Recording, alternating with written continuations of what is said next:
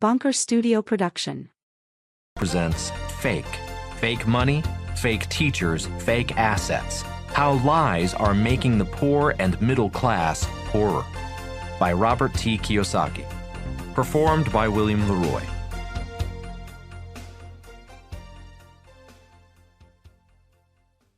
Transparency. Noun. Plural, transparencies. Definition of transparency. 1. The quality or state of being transparent. 2. Something transparent. 3. The extent to which investors have ready access to required financial information about a company, such as price levels, market depth, and audited financial reports. Introduction. The future is fake. This book, Fake, was completed in April 2018 and being edited for release in the fall of 2018. On May 28, 2018, I was walking past a newsstand, scanning rows and rows of magazines that were calling out, "Look at me, pick me up, buy me, read me." Obviously, the magazines with pretty women and fast cars on the covers spoke to me the most loudly. Yet it was a rather bland cover of Time magazine that grabbed me by the collar and said, "You must read me." The headline on the cover shouted, "How My Generation Broke America." That magazine article and the impact it had on me delayed the publication of this book. The last piece of the puzzle. Have you ever worked on a giant 1,000-piece puzzle? Have you ever spent hours, sometimes days, sometimes weeks, slowly searching through the 1,000 pieces until you finally find the one you're looking for, the one that makes the puzzle complete? That article in Time was my last piece of my 1,000-piece puzzle. A puzzle that would create a picture of past, present, and future. Fake needed to include the Time magazine article, and that meant Fake had to be rewritten. The Elites. The May 28, 2018 Time magazine article written by Stephen Brill is about academic elites. Brill himself is an academic elite who attended Deerfield Academy, an elite private prep school in Massachusetts, then graduated from Yale University and Yale Law School. Quoting Stephen Brill from the article, "As my generation of baby boomer achievers graduated from elite universities and moved into the professional world, their personal successes often had serious societal consequences."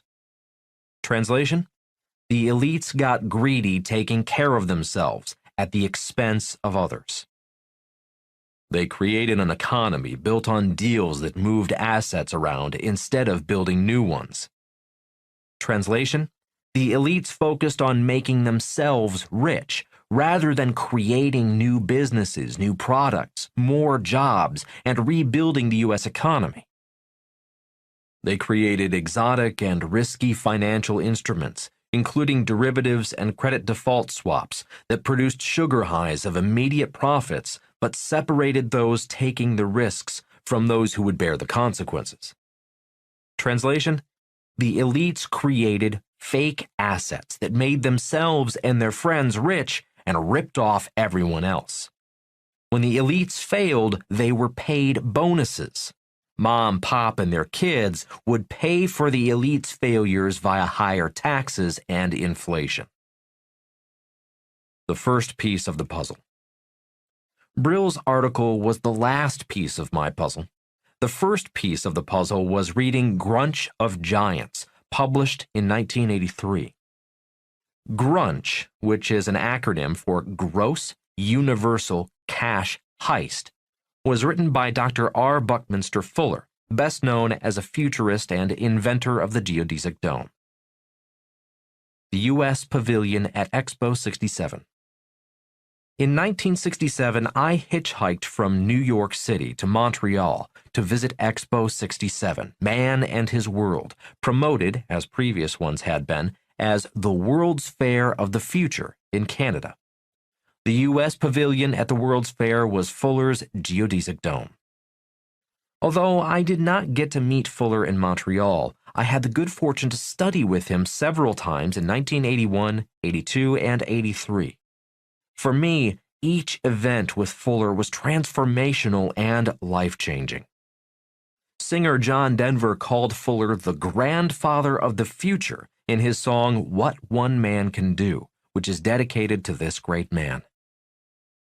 Fuller passed on July 1st, 1983, approximately 3 weeks after the last time I studied with him. I remember that I immediately got a copy of his book, Grunch of Giants, and read it. Fuller was saying many of the same things my rich dad had been teaching his son and me. Grunch is the story of how the ultra-rich rip off the world. Grunch was the first piece of my new 1,000-piece puzzle. Between 1983 and 2018, I studied, read, and attended seminars, listening and learning from anyone who I suspected had pieces of the Grunch puzzle. In part 2 of this book, Fake Teachers, I will list some of the real teachers I met, read, and studied, real teachers who had pieces of the puzzle. On May 28, 2018, 35 years after reading Grunch, I came across that Time magazine with Brill's article, which was, for me, the last piece of my 1,000-piece puzzle. Brill verified most of Fuller's concerns and predictions in Grunch.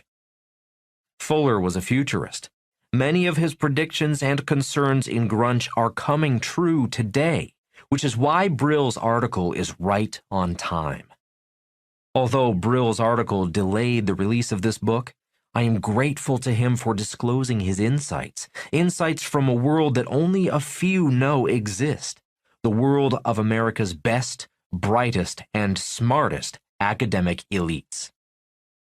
In case you are wondering, a few of the more famous elites are 1. President Bill Clinton, 2. Secretary of State Hillary Clinton, 3. President Barack Obama, 4. President George H.W. Bush, 5. President George W. Bush, 6. Federal Reserve Bank Chairman Ben Bernanke, 7. Federal Reserve Bank Chairwoman Janet Yellen, 8. Senator Mitt Romney. There are many other elites throughout the world who are running the world. Not a conspiracy of bad people. I am not saying these elites are bad people, although some may be, or are part of a conspiracy. Giving them the benefit of the doubt, I trust most of these people are good people doing what they think is right. The problem is, because they are so smart, they often lack a self-introspection button, causing them to keep doing what they think is right, even though what they are doing is destroying the lives of billions of innocent people. Who is Grunch? Grunch and the academic elites are not necessarily the same people. Fuller did not refer to elites as Grunch. From Fuller's lectures and books, my recollection is the elites are puppets, and the people running Grunch are the puppeteers. As you know, puppeteers are rarely seen. They prefer to remain behind the scenes, in the dark. In this book, I will do my best to bring the puppeteers into the light. So, on to this revised version of fake. What is real and what is fake? Unless you have been living under a rock, all we hear about today is fake this and fake that. Almost everything we once believed in is now fake. President Donald Trump has popularized the term fake news in calling out the media for a variety of real or perceived reporting issues. In social media, many people have fake followers. Millions of people spend billions buying fake Rolexes, fake Louis Vuitton, and fake Versace. And there are even fake pharmaceutical drugs. On January 17, 2019, Time pointed to the difference between information and disinformation, aka fake news, with this quote from Roger McNamee's book, Zucked. On Facebook, information and disinformation look the same. The only difference is that disinformation generates more revenue, so it gets better treatment. This type of disinformation loop feeds what ticks people off and keeps them provoked, agitated, and inflamed. Deep fake. There is a new technology called deep fake, which gives amateur techies the power to capture the images and voices of famous people to produce real fake videos. As expected, the most popular use of deep fake technology is to take real movie stars and turn them into fake porn stars. A more dangerous use of deep fake technology is to have a powerful leader declaring war on another country. Simply said, we can no longer believe our eyes and ears. In today's world, verification of what is real and what is fake can mean the difference between wealth or poverty, war or peace, and even life or death. What this book is about. This book is about 3 specific fakes. 1. Fake money. Fake money has the power to make the rich richer, while at the same time make the poor and middle class poorer.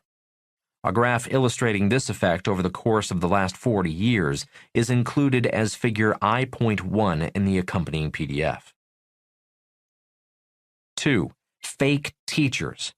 What did school teach you about money? For most people, the answer is nothing. Most teachers are great people, but our educational system is broken, obsolete, and fails to prepare students for the real world. Instead of guiding students into the light, our education system is leading millions of young people into financial darkness and the worst type of debt, student loan debt. The rise in student loan debt between 1975 and 2011 is charted in figure I.2 in the accompanying PDF. Student loan debt is over $1.2 trillion and is the number 1 asset of the U.S. government. In the criminal world, this is called extortion. Definitions of extortion. 1. The act of extorting, using force to take money or property, especially if the offense is committed by an official engaging in such practice. 2. A gross overcharge. 3. Fake assets.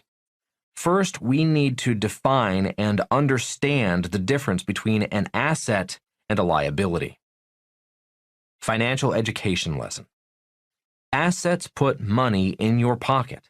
Liabilities take money out of your pocket. My poor dad always said, "Our house is our biggest asset." My rich dad said, "Your house is not an asset, it's a liability." Millions of people believe their house is an asset. Figure I.3 in this audiobook's accompanying PDF depicts the global house pricing index since 2000. In 2008, the housing market collapsed.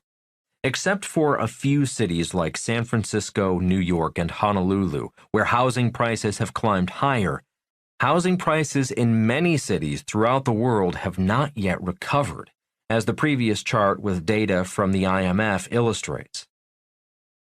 Not a real estate crash. The real estate crash was not a real estate crash. It was caused by fake assets, the same fake assets Brill describes in his article. It's worth repeating exactly what he said. The elites created an economy built on deals that moved assets around instead of building new ones. They created exotic and risky financial instruments, including derivatives and credit default swaps, that produced sugar highs of immediate profits but separated those taking the risks from those who would bear the consequences. Weapons of mass financial destruction. Warren Buffett calls derivatives financial weapons of mass destruction. He should know, one of his companies rates and insures these derivatives. In 2008, almost $700 trillion in derivatives exploded, nearly bringing down the world economy. Many people blamed the subprime real estate buyer for the real estate crash. The reality was, as Brill confirms, the elites were manufacturing fake assets called derivatives. That was the real problem. A picture is worth 1,000 words. Figure I.4 in the accompanying PDF displays a chart of 125 years of the Dow Jones Industrial Average, the stock market. R. Buckminster Bucky Fuller taught us to look at the big picture first, then the small picture. Unfortunately, most investors start with the small picture and then go smaller. For example, many investors wake up, check to see if their one favorite stock is up or down, then go to work. They may be an expert on, let's say, Amazon, but often fail to see the bigger picture. One stock among thousands of stocks in a global market does not give you much information on the future. How to see the future. Dr. Fuller taught his students, if you want to see the future, you must start with the biggest picture possible. The previous 125-year chart points to the value of stepping back to see a bigger picture, a better perspective that has developed over time. Much of this book will be developed along the same lines as this 125-year chart, so you will be better able to see the future from a big picture perspective. Money is invisible. Another thing you will learn in this book is that money is invisible. Charts and graphs offer you the ability to see invisible money moving in and out of various markets.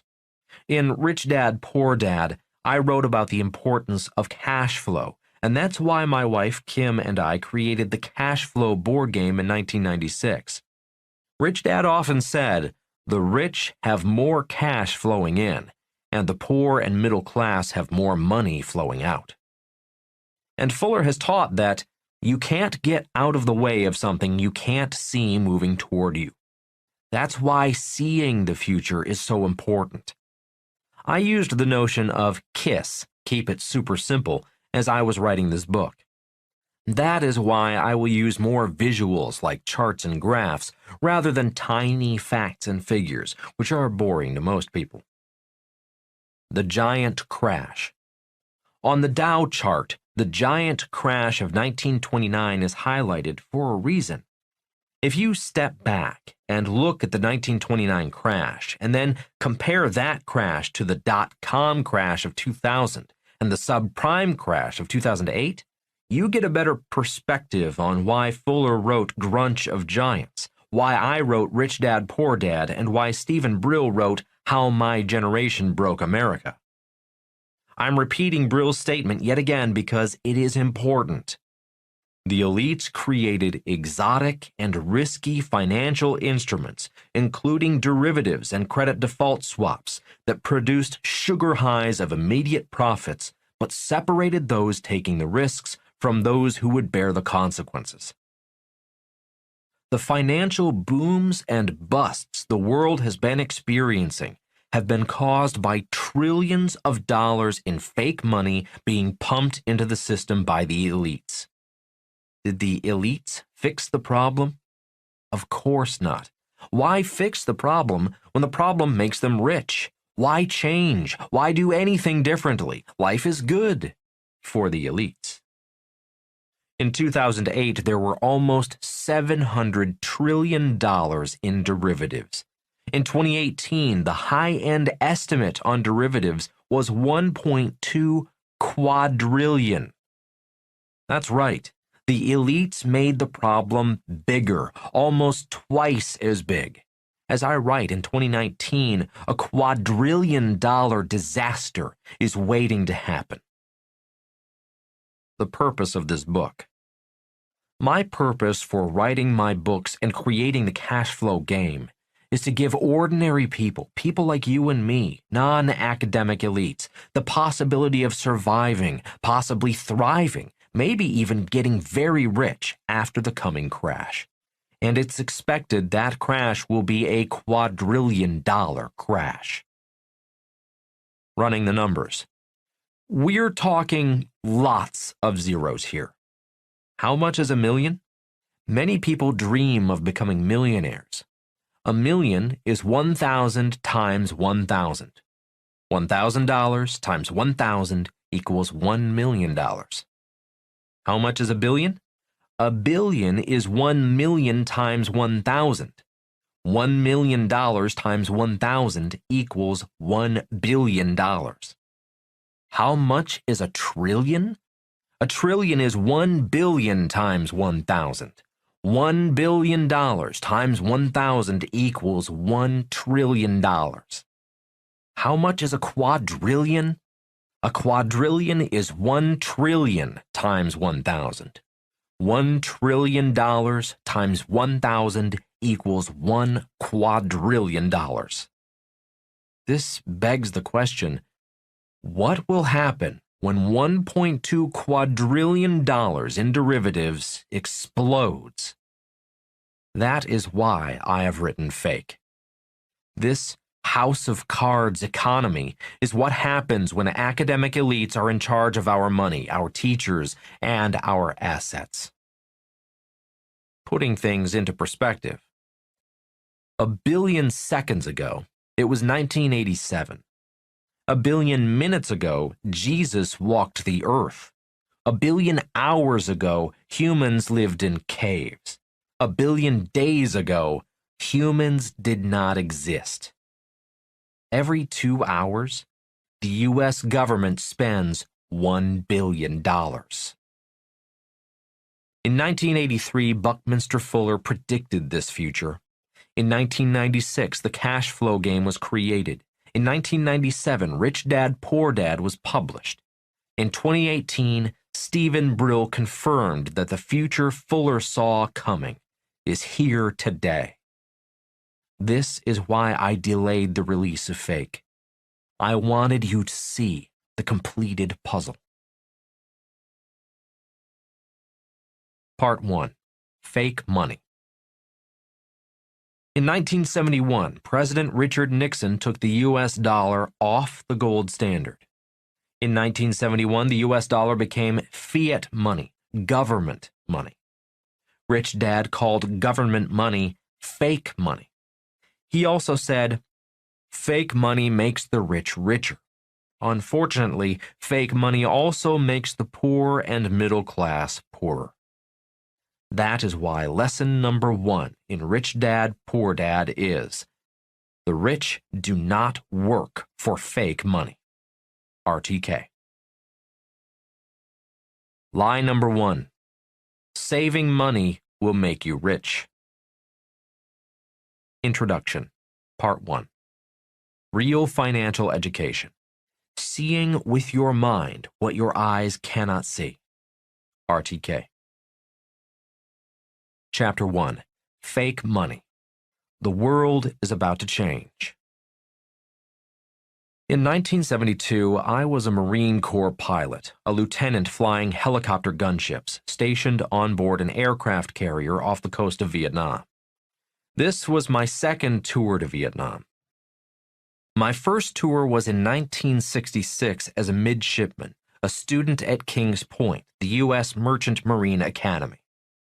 In 1966, I was 19 years old, on board a rusty, mass-produced Victory ship, a cargo ship built to carry weapons and supplies to fight the Germans, Italians, and Japanese in World War II. Rather than transporting cargo for World War II, in 1966, the rusty old ship was carrying 500, 750, and 1,000-pound bombs to Vietnam. In 1972, I was a 25-year-old pilot on board another ship. This time, it was an aircraft carrier. A letter from Rich Dad. One day, aboard the aircraft carrier, I received a letter from my rich dad saying, President Nixon took the dollar off the gold standard. Watch out. The world is about to change. President Richard Nixon took the U.S. dollar off the gold standard on August 15, 1971. He made his announcement during the popular TV show Bonanza. Apparently, I had missed that episode of the TV series. and the president's important announcement. Didn't get the message. In 2018, as I write, a majority of people still do not understand the importance of Nixon's 1971 message. As my rich dad said, the world is about to change, and change it did. In taking the U.S. dollar off the gold standard, President Nixon made one of the biggest changes in world history. Unfortunately, few people comprehend, even today, how much that change affects all of our lives all over the world. Looking for gold. In 1972, I had no idea why or how the world was going to change. I did not understand President Nixon's message, yet Rich Dad's warning in 1972 intrigued me. In the pilot's ready room on board the carrier, I found a Wall Street Journal and began searching for answers.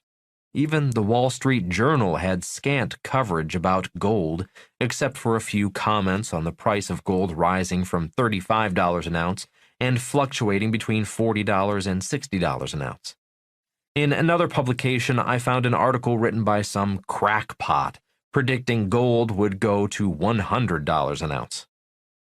The fluctuating price of gold intrigued me. Why is the price of gold rising? I asked myself. What does it mean? Today, as I write this book, the price of Bitcoin and other cyber currencies are rapidly rising and crashing. Once again, very few people understand how Bitcoin or blockchain technology currencies are going to affect their lives, their future, and their financial security. The rising price of gold in 1971 and Bitcoin in 2018 are the rumblings of profound global changes, shifts in global financial tectonic plates, which will cause financial earthquakes and financial tsunamis all over the world. Real financial education. Ted was a fellow pilot who was also interested in gold. During our free time, we began our own study, doing our research to better understand the relationship between gold and future global change. The news was that President Nixon officially ended the gold standard because the United States was importing too many Volkswagens from Germany, too many Toyotas from Japan, and too much fine wine from France. The United States had a balance of trade problem. Financial literacy lesson. Trade deficit. A trade deficit means America was importing more than it was exporting. The problem was countries like France, Italy, and Switzerland did not want payment in U.S. dollars. They wanted to be paid in gold. They did not trust the U.S. dollar.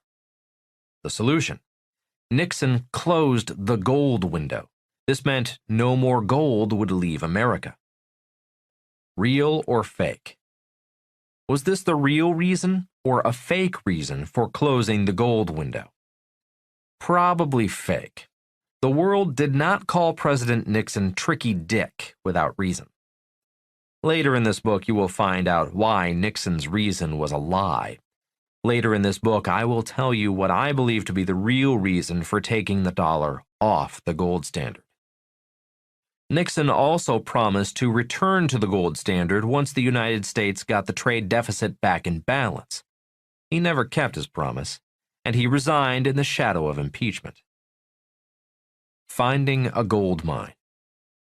Ted and I studied a map of Vietnam and soon found a gold mine. The problem was, in 1972, the United States was losing the war, and the gold mine on the map was now in enemy hands. Ted and I formed a partnership and scheduled a mission for the next day. Our plan was to fly from the carrier, cross enemy lines, locate that gold mine, and buy gold at a discount. Early the next morning, we lifted off from the carrier and flew approximately 25 miles across the sea into Vietnam. Our anxiety increased as we flew over the burned-out, smoldering wreckage of tanks and other vehicles left behind by the retreating South Vietnamese army. The North Vietnamese army was heading south after the South Vietnamese. Once we crossed the line into enemy territory, Ted and I knew we would be in serious trouble if we were shot down and captured. For obvious reasons, we had not told anyone on board the ship where we were going. Following the map, we soon spotted a large cluster of giant bamboo surrounding the village we were looking for.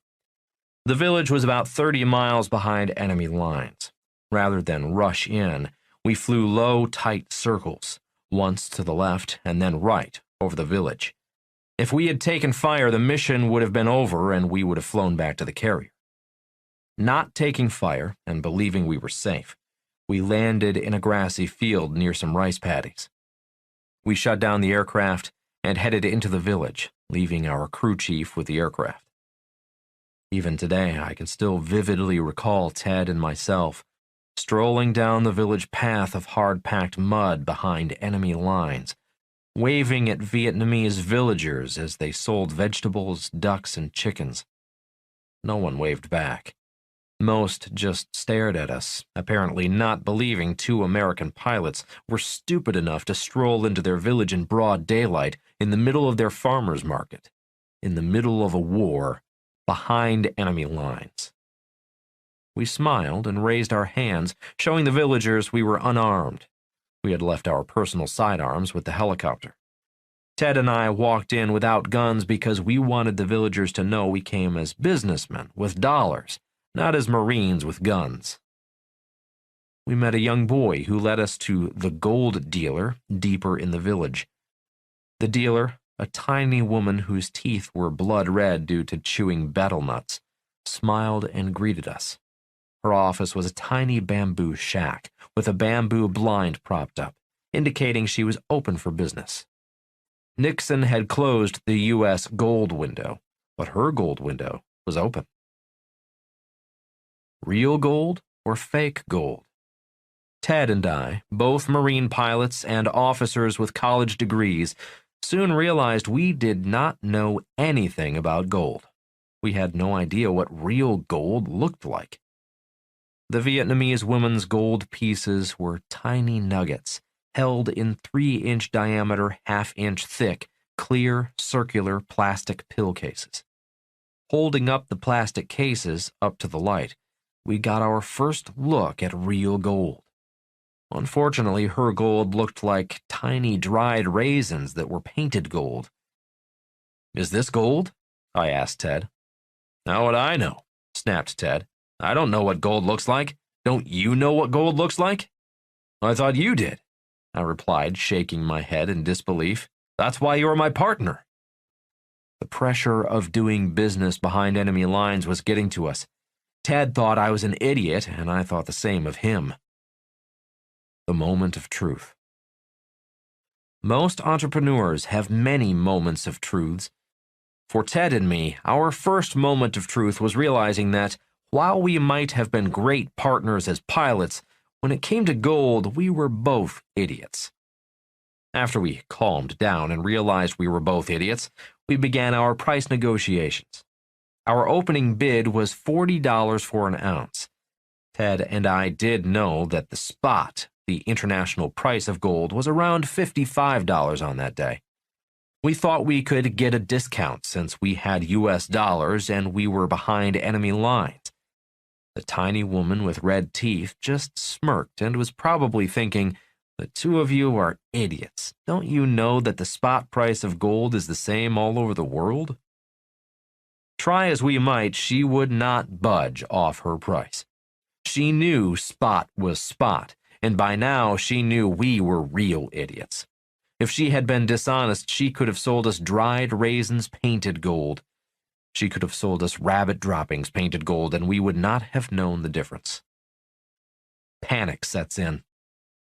Suddenly, our negotiations were interrupted by frantic shouts and terrified screams from our crew chief.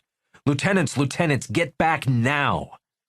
Immediately, my co-pilot and I ceased our negotiations and ran through the villagers' farmers' market and back to the aircraft. I heard a squawk and felt badly when I realized I had accidentally kicked a chicken and then stepped on a duck as I sprinted back to the aircraft. My imagination was running wild.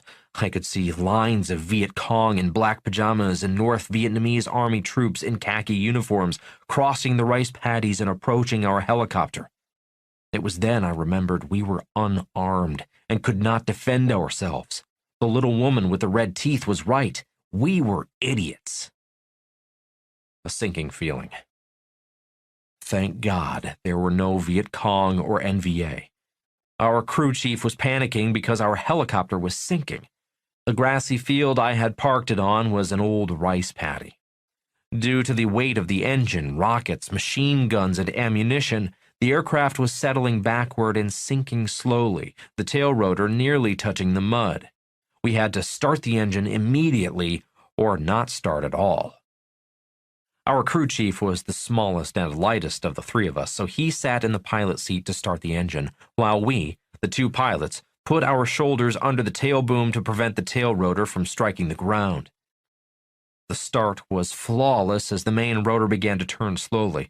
As soon as the rotor blades were up to full speed, the crew chief began to gently rock the helicopter back and forth, slowly working and lifting the skids free from the sticky mud, as Ted and I yelled and screamed, warning him if the now spinning tail rotor dipped too close to the mud. Everything was going according to plan until the aircraft broke free and into a hover. Immediately, stinky, gooey mud began flying everywhere, covering Ted and me in nasty crud that turned our green flight suits, faces, and hair dark brown. I climbed into the empty pilot's seat, took control of the aircraft, and Ted climbed into the other pilot's seat, replacing the crew chief, who then climbed into the back to man one of the machine guns. It was a long, quiet trip back to the carrier. Ted and I said nothing to each other, and the crew chief dared not ask us if we had any gold. Landing back on board the carrier, Marines and sailors gathered around our mud-covered helicopter. After the aircraft was shut down and secured to the flight deck, Ted and I emerged from the aircraft. The sailors and Marines were now staring at Ted and me, covered with more mud than our aircraft. Crossing the flight deck, heading for the showers and our rooms, all we said to those staring at us was, "Don't ask." Learning from mistakes. Rich Dad, Poor Dad was first published in 1997. Rich Dad was a man with very little formal education. Poor Dad, my real dad, was an academic genius, graduating with a bachelor's degree in just 2 years, doing postgraduate work at Stanford University, University of Chicago, and Northwestern University, and ultimately earning a PhD in education. While I was in school, my dad was the superintendent of education for the state of Hawaii. I mention my two dads at this time because both dads had completely opposite philosophies when it came to how we learn. My poor dad believed mistakes meant that a person was stupid. Memorizing right answers was the real measure of intelligence. My rich dad's philosophy was that mistakes were how people learn. He often said, "You can't become a champion golfer reading a book. You've got to make a lot of mistakes before becoming a real golfer." The same is true for being a real rich person. Since I was never an academic genius, I subscribe to my rich dad's philosophy on real learning. Fake versus real. This book is about fake money, fake teachers, and fake assets. This book is also about real money, real teachers, and real assets. Fake money. When President Nixon took the U.S. dollar off the gold standard, the U.S. dollar became fake money. Definition of fake money. Fake money makes the rich richer, but makes the poor and middle class poorer. Fake teachers. In school, I found out many of my teachers were fake teachers. Simply said, they did not practice what they taught. In school, I had many fake teachers. When I got to the U.S. Navy Flight School, all of my teachers were real teachers. All of my flight instructors could fly. Fake assets. Millions of people are investing in fake assets. As I wrote in Rich Dad, Poor Dad, the definition of an asset is something that puts money in your pocket. For most people, their assets are taking money from their pockets. Every paycheck, money is extracted and sent to Wall Street via retirement savings programs such as 401ks, IRAs, or government pensions. Millions save for retirement for years, hoping their money will return multiplied. Millions of people my age, baby boomers, will soon find out they do not have enough money to support themselves after they retire. That's because the money that was taken out of their paychecks went to fake assets, making the rich richer and leaving them holding the bag. Real teacher. I have been blessed to have had many great real teachers, teachers like my rich dad. Anytime I want to learn something, my first job is to find a real teacher, someone who practices what they teach, do it every day, and are successful at what they do. The tiny Vietnamese woman was another one of my real teachers.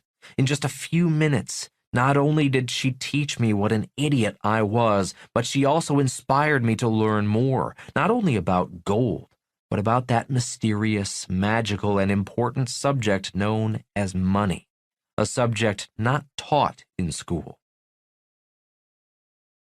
Owning gold was illegal.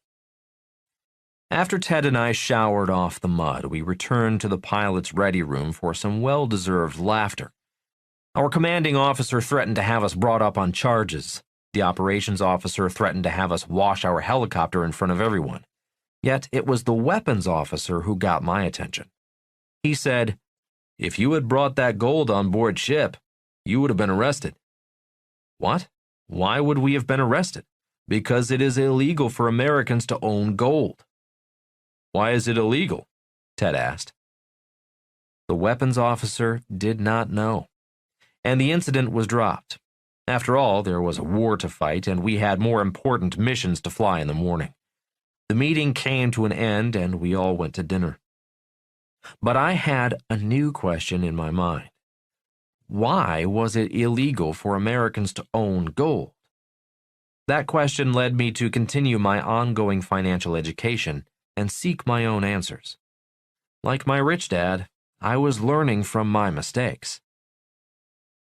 In 1933, President Franklin Delano Roosevelt made it illegal for Americans to own gold. So, like most Americans, Ted and I had seen gold jewelry, but never gold coins, much less gold nuggets. The only money we knew was paper, U.S. dollars, and metal alloy coins, not real gold or real silver coins.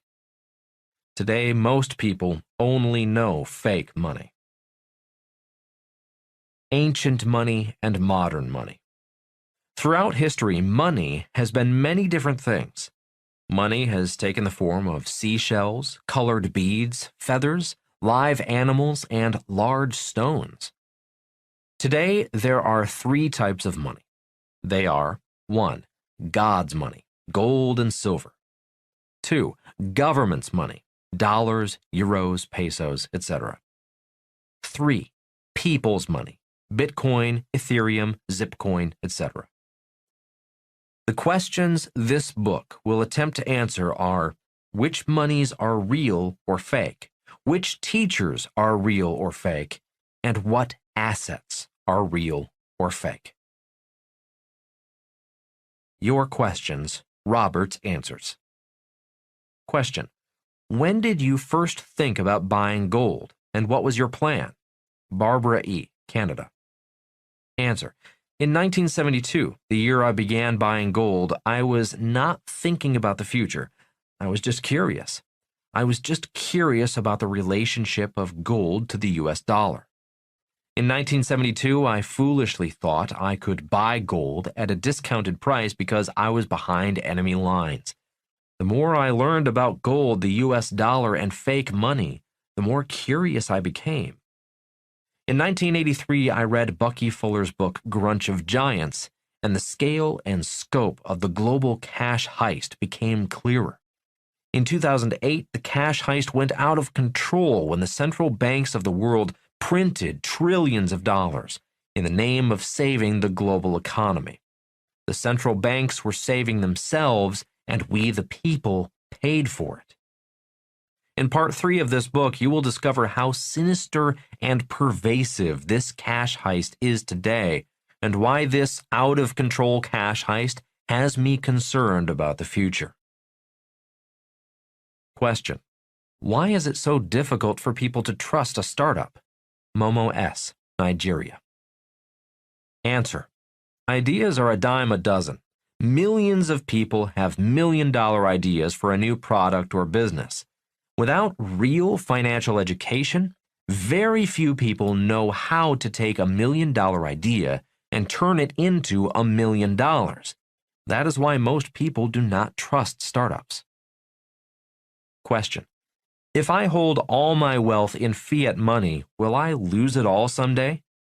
Noah W., USA. Answer: yes, you will lose it all.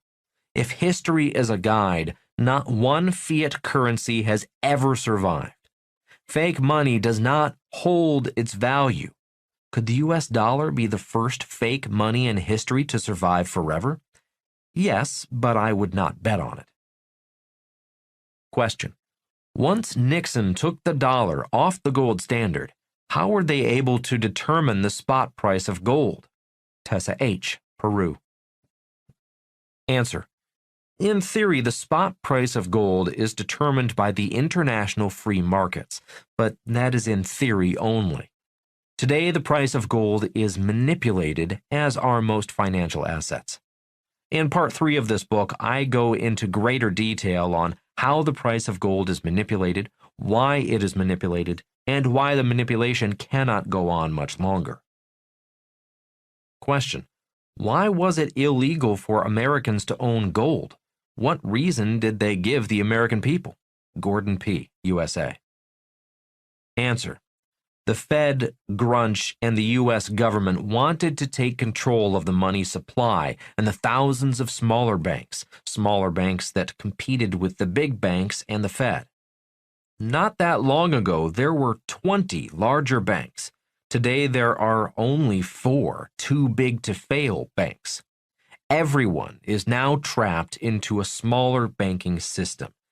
Many suspect that having the U.S. economy controlled by a few large banks and the Fed has been the plan for a long time.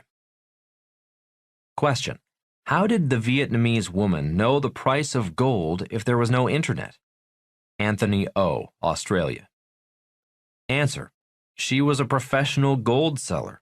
Professionals must know the price of their products. I assume she had a telephone, shortwave radio, a newspaper, other dealers, and the owners of the mine as resources and as ways to stay in touch with global markets. A more relevant question is, how many of your friends know what the spot price of gold is today?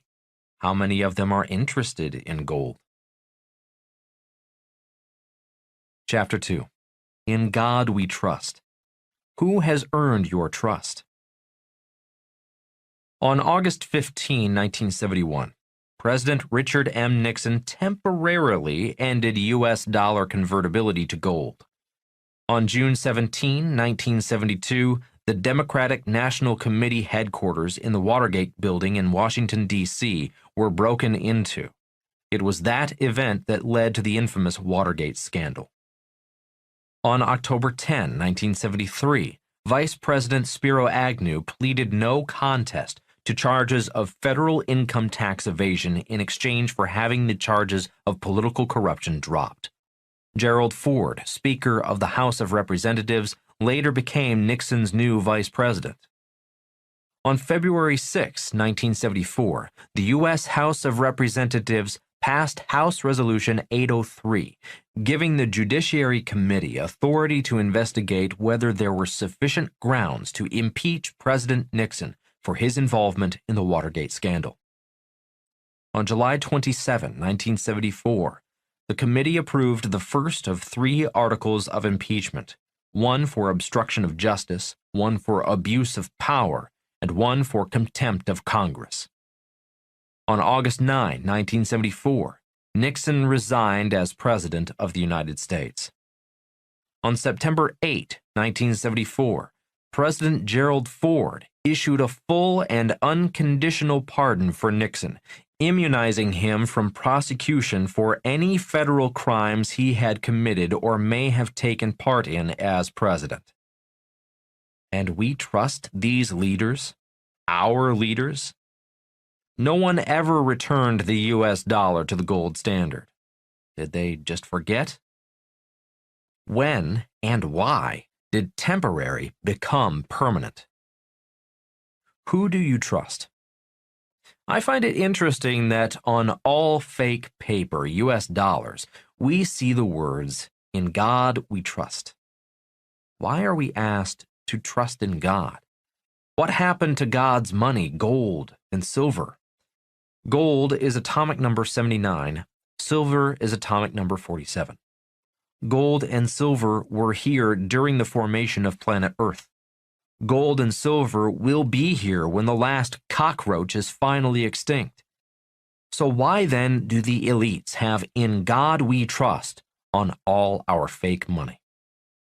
This is not the first time in history when trusted leaders used fake money to make themselves richer and more powerful. Paper money was first used by the Chinese during the Tang Dynasty, AD 618 through 907.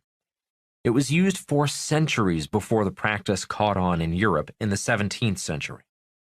The Chinese Empire collapsed when the elites realized it was easy to print fake money to fight wars and build monuments to themselves. The Romans used gold and silver coins. The Romans created fake money by trimming the edges of the coins, an example of which can be seen in Photo 2.1 in the accompanying PDF. Grooved edges and debasing coins. Today, most U.S. coins have grooved edges. Grooved edges made it more difficult to shave gold and silver coins. The Romans then created more fake money by debasing their gold and silver coins. Debasing meant gold and silver coins were mixed with base metals such as copper, tin, and nickel. In 1965, the U.S. government began debasing U.S. silver coins, which is why silver coins have a copper tinge around the edge. Gresham's Law. Gresham's Law states, when bad, fake money enters the system, good, real money goes into hiding. In 1965, I began going to the local banks in Hilo, Hawaii, turning in dollar bills in exchange for rolls of dimes, quarters, and half dollars. I would go home, unwrap the rolls of coins, pull out the real silver coins, and return the silver coins with the copper tinge on the edges to the bank. It was not long before I had a large cloth bag filled with real silver coins.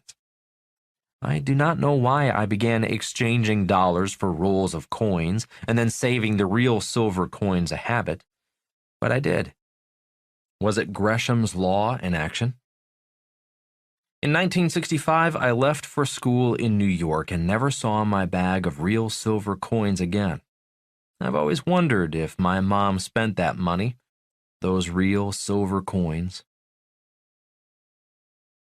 Searching the world for gold. Between 1996 and 2012, I had a partner, a real teacher named Frank Creary. Frank was about the same age as my rich dad and my poor dad. Frank had taken a number of gold and silver mines public through IPOs, initial public offerings, on the Canadian and U.S. stock exchanges. Too old to travel, Frank sent me throughout the world looking for gold and silver mines. It was an incredible and very real education. I remember looking at the side of a hill in the Peruvian Andes, looking at a line of holes, small gold mines, and following a gold vein in that hill. My mining geologist told me that those tiny holes produced gold for the Incas long before Francisco Pizarro arrived from Spain, killing their leaders and then stealing their gold. I also remember traveling to Mongolia to visit another old gold mine we called the Checkerboard. It was called that because the mine was on flat ground and looked like a checkerboard due to the holes. One of our best mines was an old silver mine in a remote part of southern Argentina. Our group took that mine public on the Toronto Stock Exchange when silver was less than $3 an ounce. We did very well once silver broke $7 per ounce. Today, silver bounces at around $15 an ounce. Unfortunately, we sold at $7. Our biggest acquisition was an old mine in China. We got the Chinese mine for nothing down. The agreement was that the Chinese government would give us the mine if we would raise money by taking the company public on the Toronto Stock Exchange, which we did. The good news is that we found gold, a massive deposit, millions of ounces proven. For about a year, we knew we were billionaires. Our Chinese gold mine had a Spanish portmanteau, Monduro Mining, or a world of gold. Then one day, a government official notified us that the Chinese government was not going to renew our business license. Today, that mine is in the hands of friends of the Chinese elites, who are billionaires. We are completely out of Monduro.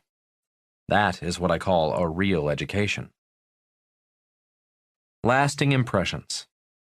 The lasting impression left with me was this: isolated humans living remotely without any outside contact who instinctively knew to value gold and silver. What happened to us? What happened to our instincts for God's money? Are we too educated today? Why do we trust people we don't even know? Why do we believe the elites just because they write the words "In God We Trust" on our fake money? The relationship between major world currencies and gold from 1900 to 2018 is charted in Figure 2.1 in this audiobook's accompanying PDF. When compared to Figure 2.2, which charts what happens when our leaders print more fake money, it raises the question: is history repeating itself? I once saw a picture of German children in 1923 playing with money in the streets. Billions in fake money. Under the Weimar Republic, after World War I, inflation was such that a US $1 was worth 4.2 million DM. To understand where the kids' money came from, refer to Figure 2.3 in the accompanying PDF. The Federal Reserve Economic Data, FRED, chart in Figure 2.4 in the accompanying PDF shows the United States printing trillions in fake money after the crash of 2008. Do you notice a similarity with the 1920s German printing of fake money, the Reichsmark? The bad news is, never in human history has fake money survived. Odds are that all of today's paper money will return to its true value: zero. When it comes to your money, do you still trust in God? Get the student back to his studies. Bucky Fuller wrote about freeing the scholar to return to his studies. In other words, getting students out of school and letting them get back to their studies. For most of my life, I have been an average student. I was always a fake student. With the exception of flight school, I did not enjoy school. School was boring. When Fuller talked about freeing the scholar to return to his studies, I often wondered what my studies were. After reading Fuller's book, Grunch of Giants, I knew I had found my study.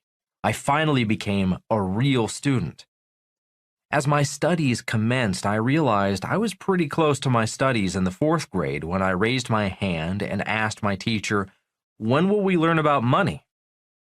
It was asking that question that led me to meeting my rich dad, my classmate's father, and to his son and me becoming apprentices from the age of 9 to well into our 30s with a real teacher.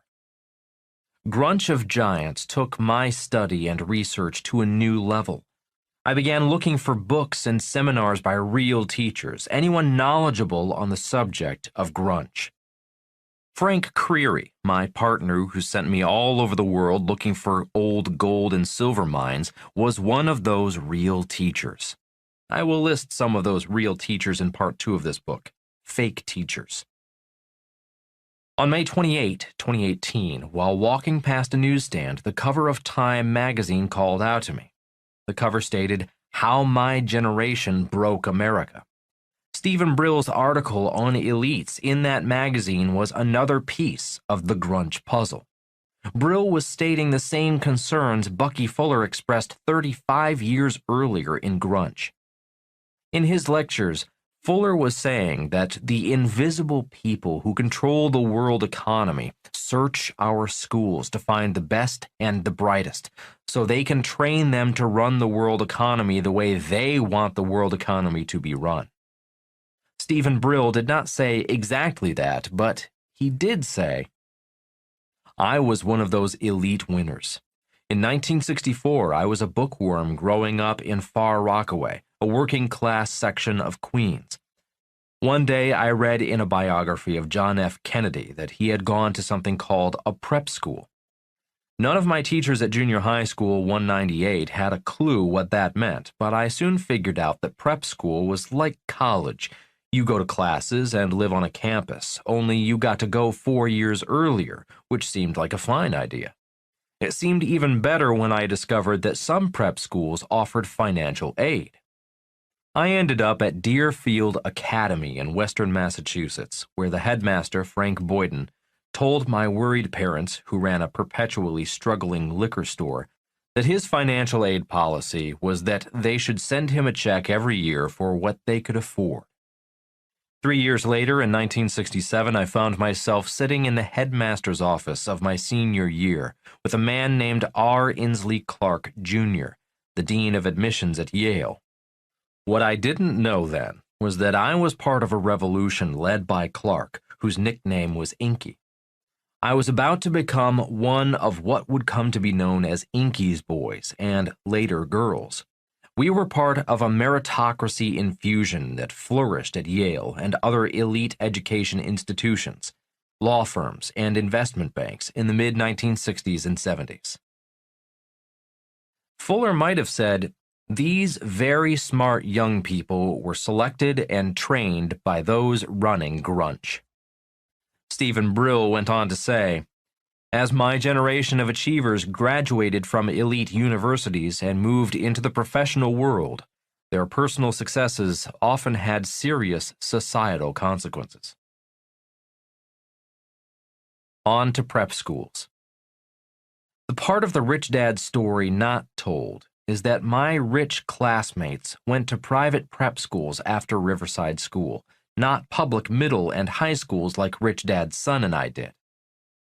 Most went to Hawaii Preparatory Academy, 80 miles away on the Big Island of Hawaii. Some went to Punahou School on the island of Oahu, where Barack Obama attended. The future president was one of those inky boys and girls, like Stephen Brill. Young Barry Obama, as he was called, went on from Punahou, eventually making it to Harvard Law, and then on to become President of the United States, a path similar to the ones of Presidents Bill Clinton and George W. Bush. When I asked my poor dad if I could go to a prep school, he said, "We're not rich, and it would not be politically correct if the superintendent of public education's son went to a private prep school." While my rich classmates went on to prep schools, Rich Dad's son and I joined the students from across the street and went on to Hilo Intermediate School and Hilo High School. The good news was that I could surf every day. Hilo High had one of the most powerful football teams in the state, and I loved playing football. We kicked Hawaii Prep's butt every time we played my former classmates. And the best news was Mike and I became apprentices to Rich Dad after school and on weekends. We gained real business and financial education all through intermediate school and high school. Among our elementary school classmates who went on to prep school, many graduated from Stanford, Dartmouth, Yale, and other prestigious elite universities, schools for the elite and future elite. Serious societal consequences. Stephen Brill went on to state of his generation of achievers, "They created an economy built on deals that moved assets around instead of building new ones." Translation: the elites got rich creating fake assets, but did not grow the economy, i.e., they did not create high-paying jobs. The story of Rich Dad, Poor Dad begins when I was 9 years old, attending Riverside School, an elementary school for rich kids. The poor and middle-class kids went to school directly across the street at Hilo Union School. Being in a school for rich kids caused me to wonder why some kids were rich and I was poor. In the 4th grade, surrounded by rich kids, I raised my hand and asked my 4th grade teacher, "When will we learn about money?" When her reply was, "We don't teach the subject of money in school," my lifelong study began. And as they say, the rest is history. It was my poor dad, the head of education for the state of Hawaii, who informed me he could only teach what the government allowed him to teach. If I wanted to learn about money, he advised me to talk to my best friend's father, who became my rich dad. And so the story of Rich Dad, Poor Dad began, a story about real financial education from a real teacher. Your questions, Robert's answers. Question: how would we solve the financial problems of the United States? Where do we start? Do we start with putting the U.S. dollar back on the gold standard? Do we eliminate derivatives and fake assets first? How can we stop the gross universal cash heist? Jamie M., USA. Answer: these are all great questions. I had similar questions when I was younger. The more I studied Bucky Fuller and the cash heist, the more I realized there was only one answer. One of Fuller's generalized principles is the emergence through emergency. That means there will have to be an emergency before anything changes. If you look at the word emergency, you notice the word emerge is the root word. Fuller taught our class that the next evolution of humanity would occur out of the coming emergency. The great news is that many of us know this emergency is approaching and are taking action early. And I expect we'll see, or are already seeing, a new, smarter, wiser humanity emerging ahead of the coming emergency. In 2004, just before the massive tsunami hit Indonesia, killing hundreds of thousands of people, animals such as elephants began leaving the coastal areas as tourists headed for the beach. The same thing is happening today. Millions of humans are evolving, choosing not to be victims and making changes ahead of the coming financial emergency. All of my books are written for people who know it's time to change. Question: is it too late to return to the gold standard? Andrew C., Canada. Answer: it depends on who you ask. In Part 3 of this book, Fake Assets, you will learn why many academic elites like Fred Chairman Bernanke believe gold is a barbaric relic of the past. And then there are people such as Jim Rickards, who, in his book The New Case for Gold, explains how the world could quite easily go back on the gold standard. Question: what do you think the world would look like today if Nixon had not taken the dollar off the gold standard? Joey S., Vietnam. Answer: that's a very good question. I do not know. I prefer to think about what will happen in the near future and prepare for the future. Question: do we have fake truth? Michael A., Poland. Answer: yes. In schools, fake truth is called history. If you take a closer look at the word history, you see it as a composite of two words, his and story. In military school, we are taught that history belongs to the victors, not the losers. As Joseph Goebbels said, if you tell a lie big enough and keep repeating it, people will eventually come to believe it. Fuller taught us to trust in artifacts, things that you could see, touch, and feel, not a story or a lie. For example, Columbus never set foot in America. He landed on the islands of the West Indies, so technically Columbus did not discover America. Yet there are artifacts that prove Vikings landed and lived in America long before Columbus. So who discovered America? an Italian, or a Viking? Question. Why the sudden change in currency over the last few years? Kevin I., Japan. Answer. If you study history, changes in currencies have been going on for thousands of years. The Chinese were the first to print paper money. The Romans debased their currency as the Roman Empire collapsed. Hitler rose to power in 1933 because the Weimar government printed money to pay for losing World War I. Printed money led to World War II and the deaths of millions of people. Many believe 1971 was the beginning of the end of the American Empire. Question. Bitcoin has been crashing lately. Do you still think it is real money? Franco S., Italy. Answer. Yes, but not necessarily Bitcoin. I believe blockchain technology will change the world because blockchain technology is more trustworthy than government money. I prefer gold and silver for the same reason. Gold and silver are far more trustworthy than the people running our governments, banks, and pension funds. Question. With so much fake and real news in the world today, what are some of the things you should look for to get reliable real news about the economy? Samuel H., Belgium. Answer. In this book, I quote sources who worked inside the machine. They saw the cash heist firsthand. In Chapter 13, I discuss my Rich Dad radio interviews with individuals who witnessed grunge from the inside. Listen into the conversations and learn from real teachers the lessons on money that few people ever learn. Question. How can this book help us survive from everything around us that is fake and prepare for the next economic downturn or crash? John H., South Africa. Answer. Money became invisible in 1971. This book is about increasing your awareness, paying attention to signs of change.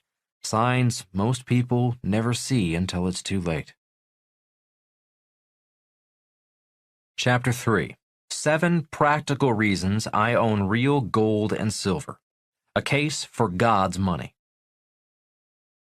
Notice that I say I own real gold and silver. I do not say I invest in or I trade real gold and silver. There are 7 reasons for the differences between owning, investing, and trading anything. Reason number 1. Real gold and silver are not investments. I do not own gold and silver to make money. They are insurance, a hedge against the stupidity of the elites and myself. I have insurance on my car just in case someone hits me or in case I hit someone else. Gold and silver serve a similar purpose. I do not trust the elites. They believe they know everything. They believe they are always right. In their minds, they do not make mistakes. They will never admit they are wrong. Elites are not the only ones with this affliction. All of us are afflicted with the I am right and you are wrong disease. We all know someone who is always right. At times, I am that person too. The challenge for elites is that they live in their sheltered world with other elites, out of touch with the rest of the world. They send their kids to the same elite schools with other elite kids. They believe they are doing good, working for the good of the world, yet they are out of touch with the real world. They hold massive charity events. They feel good, look good, want to see and be seen at galas, raising billions of dollars to save the world. But who saves the world from them? They were born smart, then highly educated, driven by hard work, yet unwittingly they have rigged the system to make themselves look richer at the expense of everyone else. We can look to Luke 23:34 for an insight. And Jesus said, "Father, forgive them, for they know not what they do." Christ said this as he was being crucified. I never did well in Sunday school, yet this is one of the more important lessons I do remember. A lesson on forgiveness. The elites may not know what they do.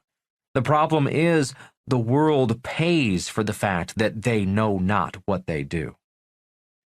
As Stephen Brill wrote in Time, the elites were able to consolidate their winnings, outsmart and co-opt the forces that may have reined them in, and pull up the ladder so more could not share in their success or challenge their primacy.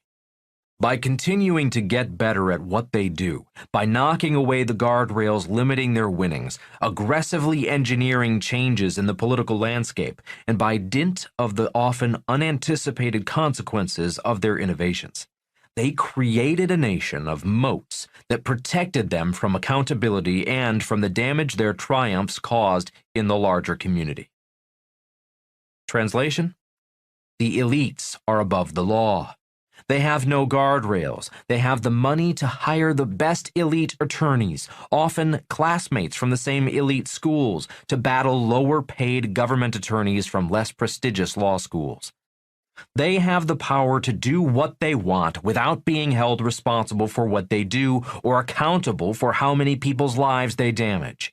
Their privileged education and success have turned them into despots. Definition: despot. Noun. A ruler or other person who holds absolute power, typically one who exercises it in a cruel or oppressive way. I do not know everything. I know I do not know everything.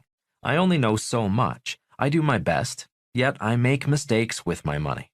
I do not trust our leaders. I do not trust our fake money. That is why I own real gold and silver, God's money.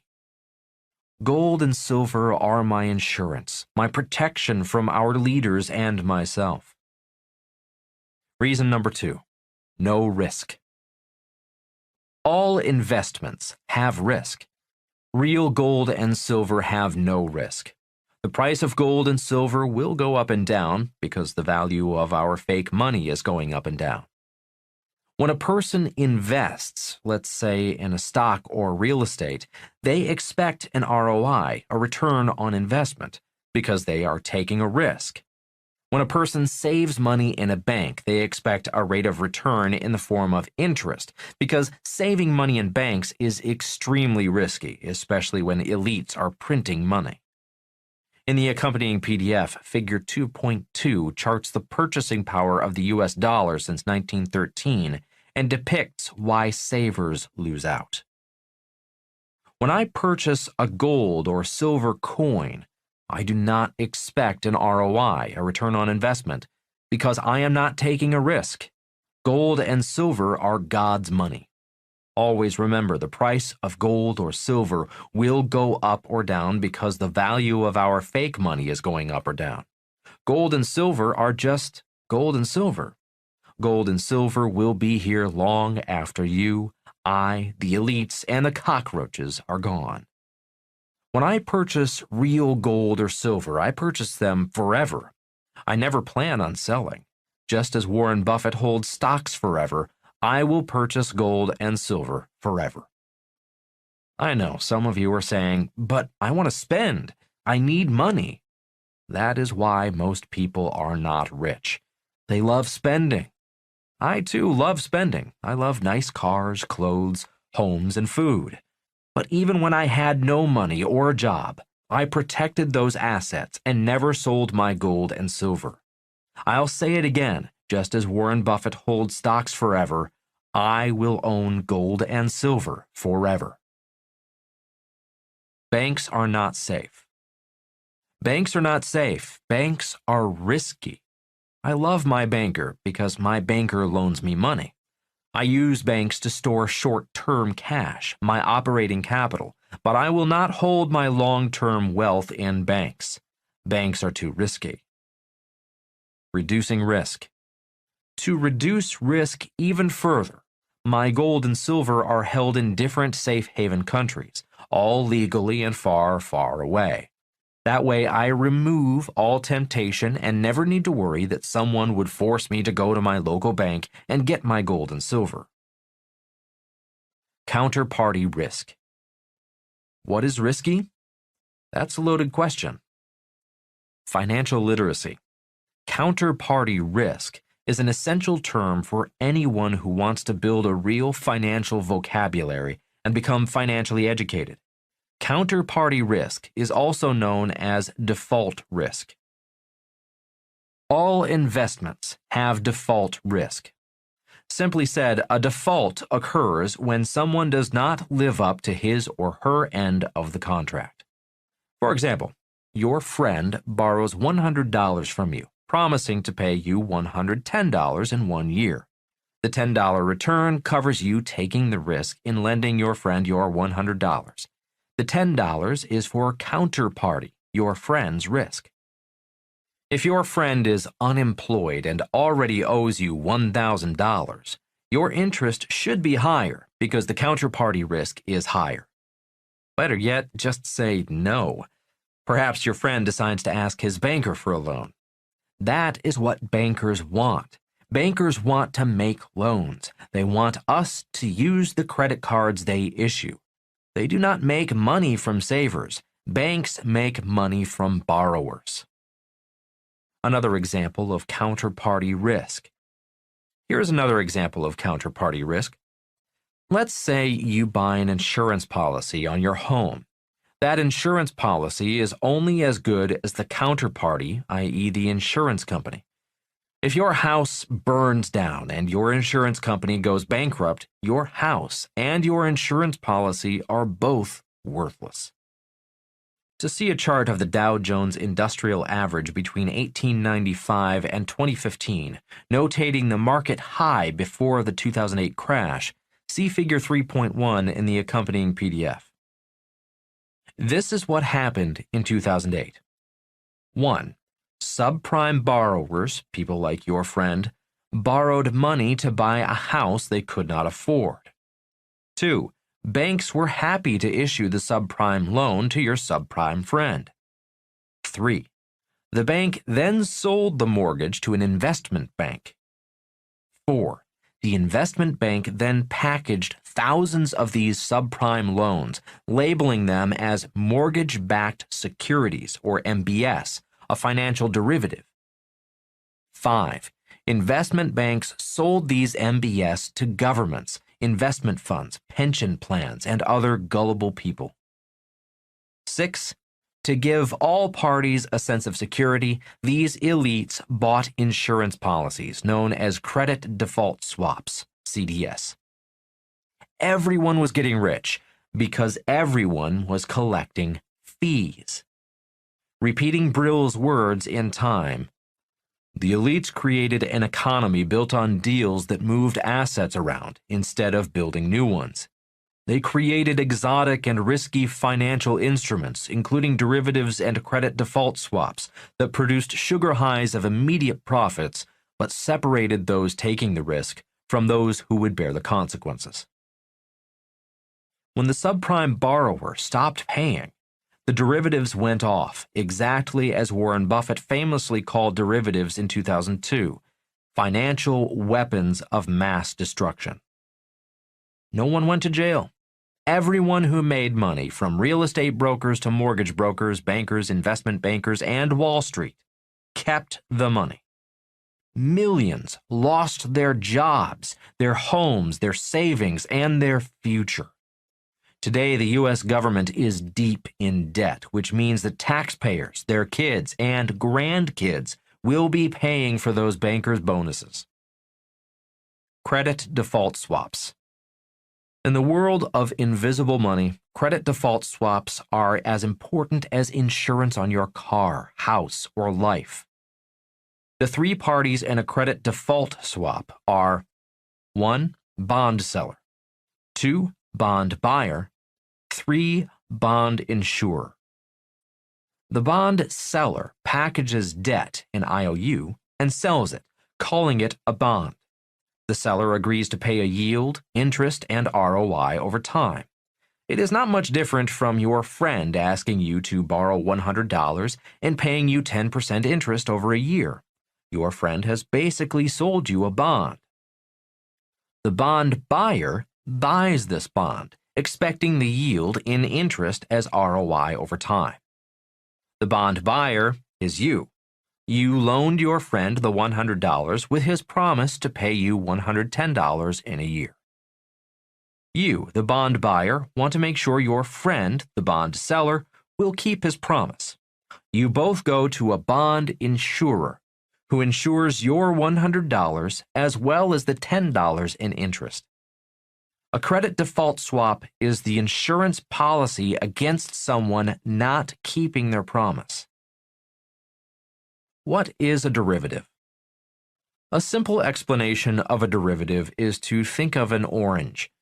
When you squeeze the orange juice comes out. The orange juice is a derivative of the orange. When you take the water out of the orange juice, you now have concentrated orange juice, another derivative of an orange. When a subprime borrower bought a house he could not afford, the elites took the borrower and the house, repackaged it as a derivative called a mortgage-backed security. Then the insurance companies created a credit default swap, yet another derivative. The elites made fortunes and were paid bonuses after the house of cards collapsed. Nothing has changed. The same people are still producing financial derivatives. Not one of the elites has gone to jail. Brill writes, "The elites, money, their power, their lobbyists, their lawyers, their drive overwhelmed the institutions that were supposed to hold them accountable: government agencies, Congress, the courts." One reason why those words, counterparty risk, are so important is because the entire global monetary system is built on counterparty risk. The reason I trust God's money, gold and silver, is because there is no counterparty risk. Don't worry. If you do not fully understand counterparty risk, mortgage-backed securities, or credit default swaps, do not worry. 99% of the world does not understand the games being played inside the world of invisible money. If you would like to better understand this invisible world, get together with a friend or two, read what Brill and I have been writing, and then discuss what you understand. Remember, two minds are better than one, except in school where two minds working together is called cheating. Most important of all, always remember the entire money system of the world depends upon counterparty risk. Is your money safe in a bank? The reasons banks pay you interest on your money is because there is counterparty risk. One reason why the government insures bank deposits through the Federal Deposit Insurance Corporation, FDIC, up to $250,000 is to make savers feel safe and secure about their savings. The banks and the government do not want runs on the bank, so they offer deposit or default insurance. Unfortunately, if the saver has $1 million in savings and the bank goes bankrupt, the saver only gets back $250,000 of her $1 million. When you go into your local bank to deposit money, the bank will offer you a choice between keeping your money in a savings account or in a money market account. The money market account offers the saver a slightly higher interest rate. Why? There is no deposit insurance on money market accounts. If you trust your bank with your life savings, then money market accounts will do. Trust in gold and silver. Since gold and silver are real money, there is no counterparty risk. God does not default or break her promises. By the way, I do not keep my real gold and silver in a bank-safe deposit box. I do not trust banks or the government. They are only human, not God. Private vaults. A growing business today is private vaults with private guards. Not too long ago, I was in Singapore checking out one of those private vault operations. The vault was on a private airstrip along the main airport. As I was talking to the manager of the private vault, a private jet landed at the main airport and taxied on the private runway to the private vault. The jet opened its doors and I watched 2 armed guards escort 3 locked steel boxes off the plane. The contents were locked away and papers signed, and the jet was off again without ever shutting down its engines. If you are not yet flying around in your private jet, you may want to keep your real gold and silver in a fireproof safe at a location away from your home. If you tell someone where your safe and keys are, be sure your counterparty is trustworthy. Reason number 3. Gold and silver attract real wealth.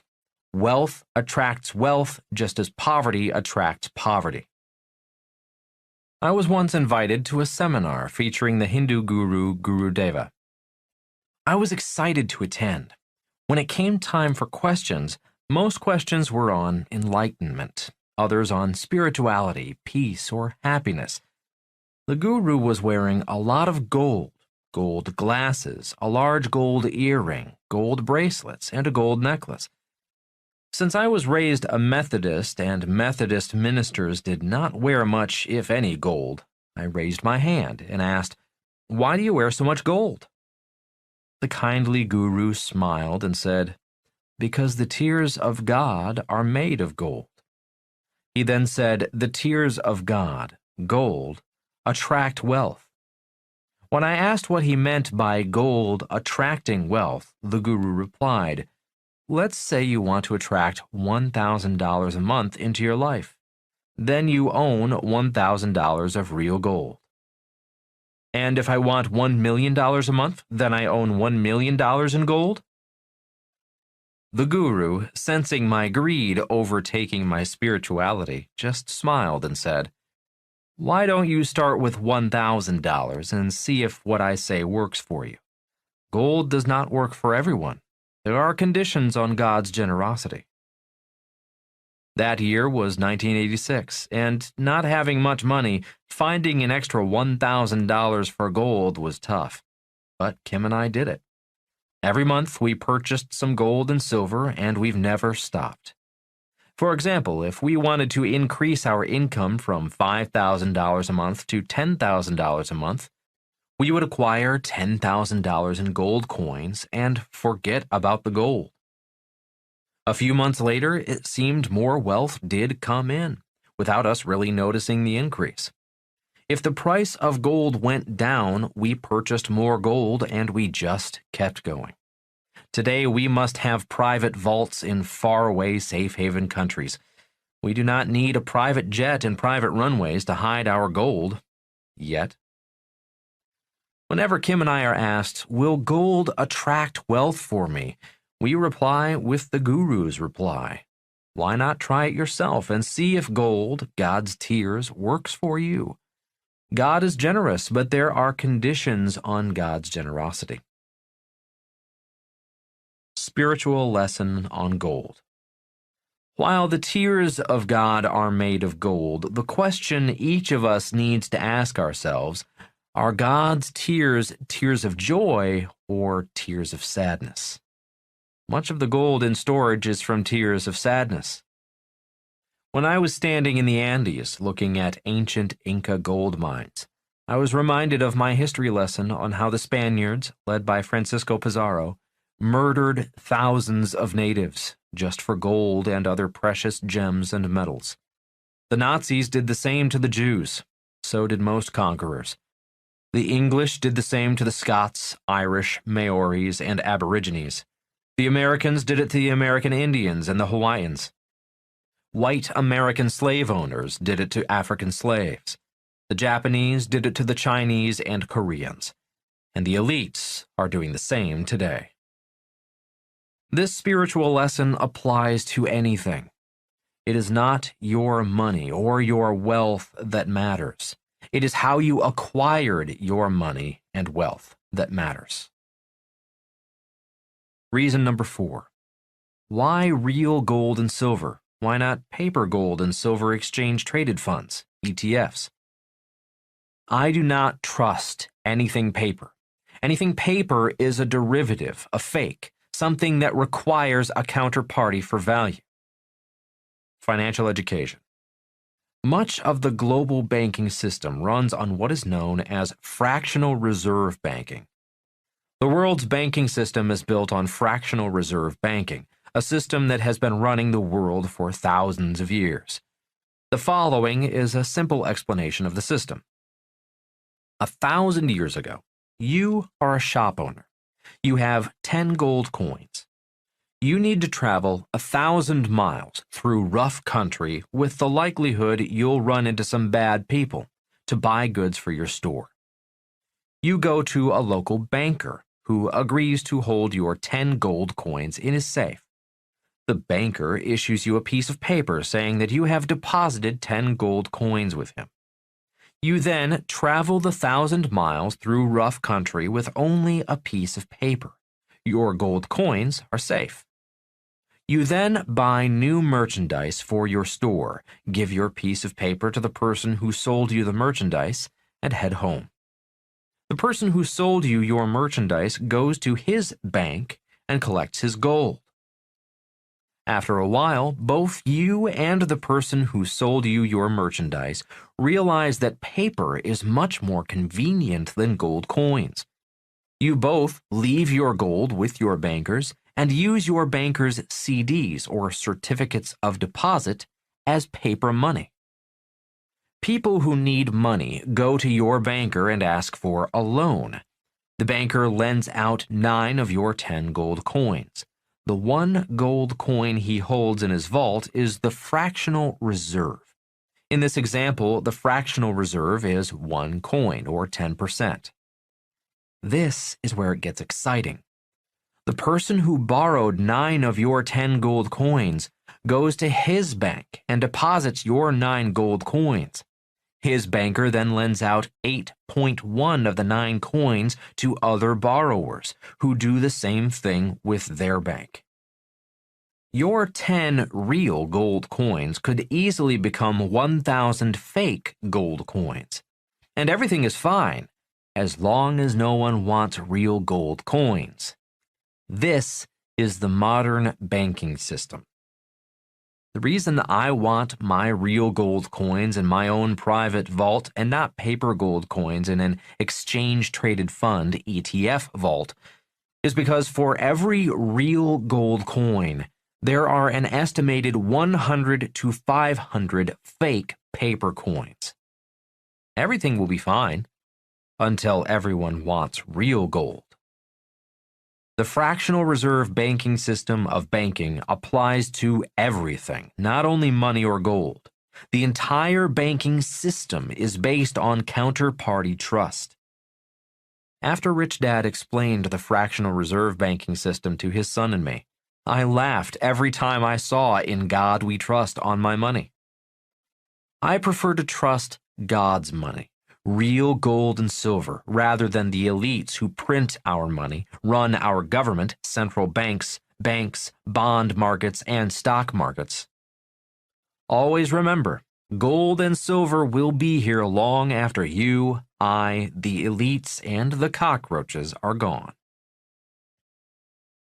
Reason number 5. The system is broke and broken. The gap is growing. We are on the verge of class warfare. Stephen Brill reports, 1.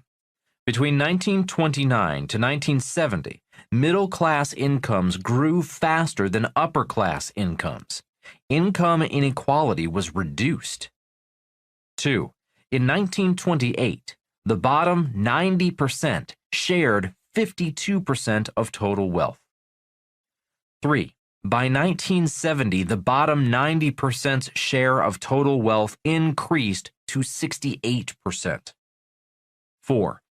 In 1970, the top 1%'s share of wealth was down to 9% of total wealth. 5. In 1971, the trend started going the other way and accelerated. 6.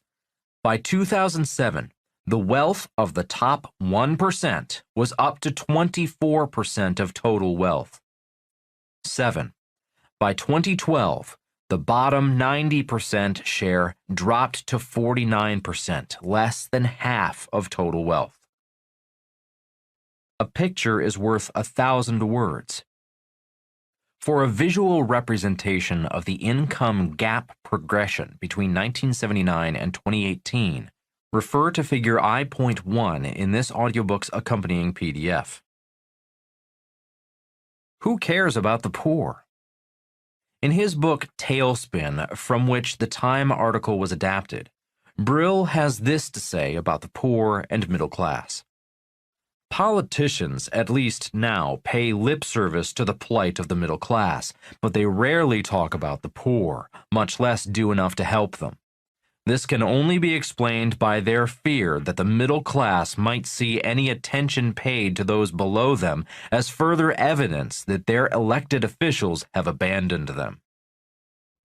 Brill quotes a study done by Daniel Markovitz and Ray Fissman stating, "The elites who make policy, regardless of political party, just don't care much about economic equality." Translation: who cares about the poor and middle class? Brill notes these same elites have made great strides championing liberal causes related to democracy such as equal rights, women's rights, LGBT rights, but could care less about unbalanced economic power and growing income inequality between them and the poor and middle class. I'll highlight 7 facts he also notes. 1.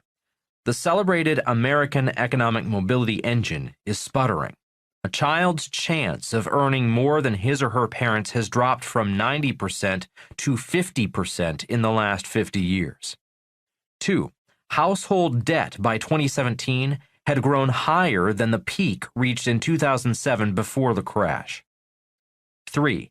The world's richest country, the United States, continues to have the highest poverty rate among the 35 nations in the Organization for Economic Cooperation and Development, OECD, except for Mexico. It is tied in second to last place with Israel, Chile, and Turkey. 4. Among the same 35 OECD countries, American children rank 30th in math proficiency and 19th in science. 5. Nearly 1 in 5 of America's children live in households that their government classifies as food insecure, meaning they are without access to enough food for an active, healthy life. 6. America's airports are an embarrassment, and a modern air traffic control system is 25 years behind schedule. The power grid, roads, and rails are crumbling, pushing the United States far down international rankings for infrastructure quality. On an average day in America, there are 657 water main breaks across the country. 7. Members of Congress are sick and tired of spending 5 hours a day begging. In Washington, there are more than 20 registered lobbyists for every member of the House and Senate. But who cares about the poor and middle class? My concerns. Studying with Fuller in the 1980s and learning how to see the future, I began to see the following storm clouds on the horizon. The storm has arrived. 1. Much of the baby boom generation has no retirement savings. This is because, prior to 1974, most workers had company pension plans. After 1974, employees were on their own, hoping personal retirement savings accounts such as a 401k would keep them alive after their working days were over. 2. Major employee pension funds are broke. For example, CalPERS, the California Pension Fund for Government Employees, the largest government employee pension fund in America, is $1 trillion underfunded. 3. A chart of Social Security since 1970 and projected through 2090 is included as Figure 3.2 in the accompanying PDF. Medicare is an even bigger problem. The United States has been fighting a multi-year, multi-trillion-dollar war we cannot win. But wait, it gets worse. Brill notes, The U.S. Congress has not passed a comprehensive budget since 1994. The January 25, 2018 issue of The Economist explains the reason why American leaders cannot balance the budget and why America will go bankrupt. Emphasis mine. The Constitution gives Congress the power of the purse. 4 things are odd about the way it uses it. First, annual budgets cover only the roughly 1/3 of federal budget spending that Congress has decided needs to be reapproved each year. Most entitlement programs, such as Medicare, health care for the elderly, are automatically funded. So, while budget making provides for grandstanding by congressmen about long-term fiscal problems, the process affords few chances to tackle the principal cause: swelling entitlement spending. Translation: the poor we have been ignoring will eventually bankrupt America. The Constitution guarantees it. The future? The question is, will our elites print more money to pay for our massive entitlement programs, or will our elites put us back on the gold standard? Or will we slide into the next Great Depression? Reason number 6. God's money versus government money. A picture is worth 1,000 words. In this audiobook's accompanying PDF, Figure 2.1, which charts major currencies against gold from 1900 through 2018. It speaks volumes. Question: how much more fake money can our government print? Answer: the elites can print as much money as they want, as long as people will work for it. The next step. The next step may be for the IMF to issue special drawing rights, SDRs, a global currency, in effect, more fake money. Again, as long as people will accept it, they will print it. Meanwhile, the elites are warehousing real gold. They know the game is over. Reason number 7. God's money is easy to acquire. Buying gold and silver mines is hard. I know, I've bought and built 2 of them. Buying gold and silver mines takes a lot of time, money, and brain power. Acquiring real gold and real silver requires very little money, very little risk, and very little financial education. It is much easier and less expensive to just buy real gold and silver coins from a reputable coin and silver dealer. In 1965, I began acquiring silver coins such as dimes, quarters, and half dollars. Why 1965? In 1965, the U.S. Mint began debasing our silver coins. Debasing means the mint was diluting the silver content of our coins, mixing the coins with base metals like copper and tin. The Romans did the same thing to their own coins when they needed more money to fight their extended wars. Sound familiar? In 1965, after noticing the copper tinge to American coins, I would take my paper money, go to a bank, and buy rolls of either dimes or quarters. I'd unwrap them, inspecting each coin. If the coin did not have a copper tinge, I kept it. All the coins with copper tinge on the edge, the debased coins, I returned to the bank. Then I bought more rolls of coins and continued my search for real silver coins. It was not rocket science. I did not need any financial education because there was no counterparty risk. Gresham's law essentially states that bad money drives out good. That is all I was doing. I do not know why I was doing it. It just made sense to want real silver. In 1972, I purchased my first gold coin in Hong Kong. It wasn't until 1974 that it became legal for Americans to own gold. The good news is that even today, for $1, you can buy pre-1965 silver coins. For about $20, you can buy a real silver dollar, and for about $1,500, you can buy a real gold coin. If you are a beginner, I would not buy numismatic, rare, collectible coins. That requires a lot of financial education and years of experience. The best news is that everyone, rich or poor, can afford God's money. James Rickards, a person I respect, predicts gold will eventually reach $10,000 an ounce. Others predict that gold will drop to $400 an ounce. What you do will depend upon whom you believe. I do not care. As I said, I buy gold and silver and will never sell for the 7 reasons I've just explained. On the other hand, you can always look at the words on U.S. money and trust in God. That is what everyone else is doing. In Part 2, Fake Teachers, and Part 3, Fake Assets, I will explain how and why I do not need money, how and why I can buy what I want, and how and why I keep buying more gold and silver. For now, it is important to understand why I own gold and silver and why I do not believe the elites when they say, trust in God. Your questions, Robert's answers. Question: could the 1,000-piece puzzle be called the Grunch puzzle? Scott J., USA. Answer: you can call the 1,000-piece puzzle anything you like. My reason for calling money a 1,000-piece puzzle is to encourage you to become students of money, to search for your own answers to your own financial puzzle called money and your life. Real life is not like life in school.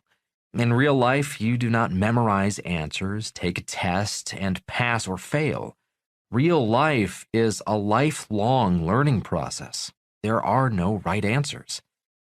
When you are really learning, you are learning throughout your life. There is no one special teacher to learn from. In real life, everything is your teacher. In real life, there is no such thing as one right answer. A right answer in one situation can be the wrong answer in a different situation. In real life, you learn from everything, from your wins and especially from your failures. In real life, it is foolish to follow only one teacher, believe in only one philosophy, and live in a world of I am right and you are wrong. It is insanity to believe in someone just because he or she has a PhD or is a CEO or is a rich person.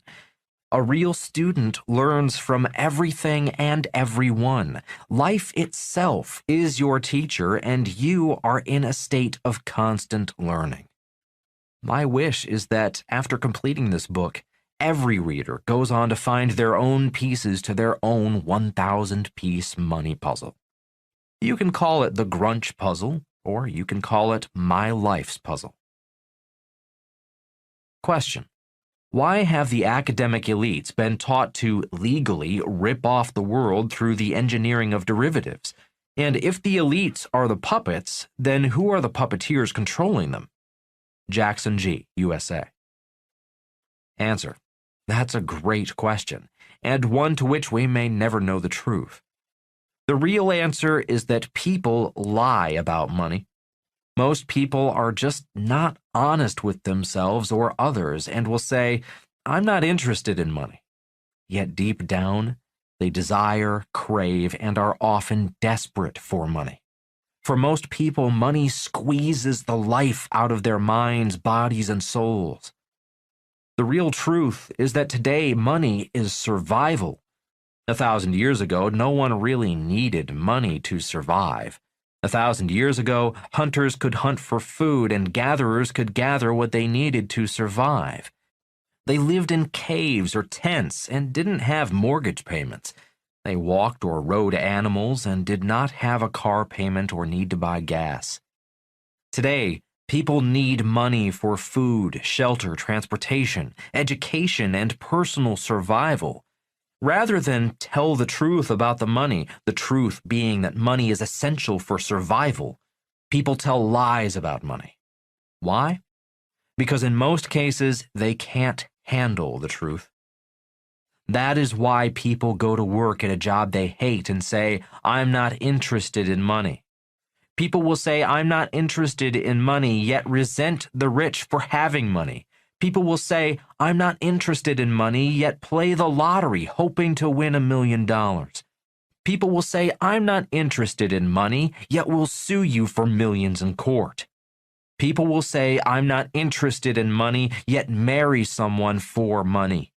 People will say, "I'm not interested in money," yet demand their kid get good grades in school, not because they want their child to learn, but because they want their kid to get a high-paying job. So why do academic elites rip off the world? Because academics are not honest with themselves about their need for money. Academics get away with it because most people are not honest about money. Question: how long do you think the general public will continue to accept the US dollar even though its purchasing power continues to decrease?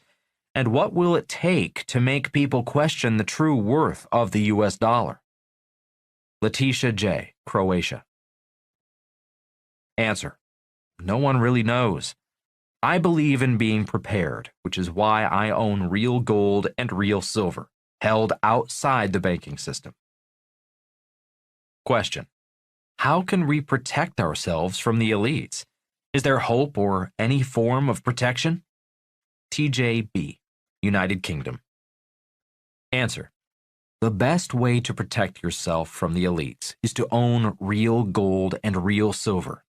Elites can control and manipulate everything that is human-made. It is harder for the elites to control, manipulate, or destroy God's money. Gold and silver will be here long after the elites, you and I, are gone. Question: how can people use fake money to their advantage? Lincoln T., USA. Answer: I use debt to create equity, fake money. With fake money, I acquire assets that produce fake money.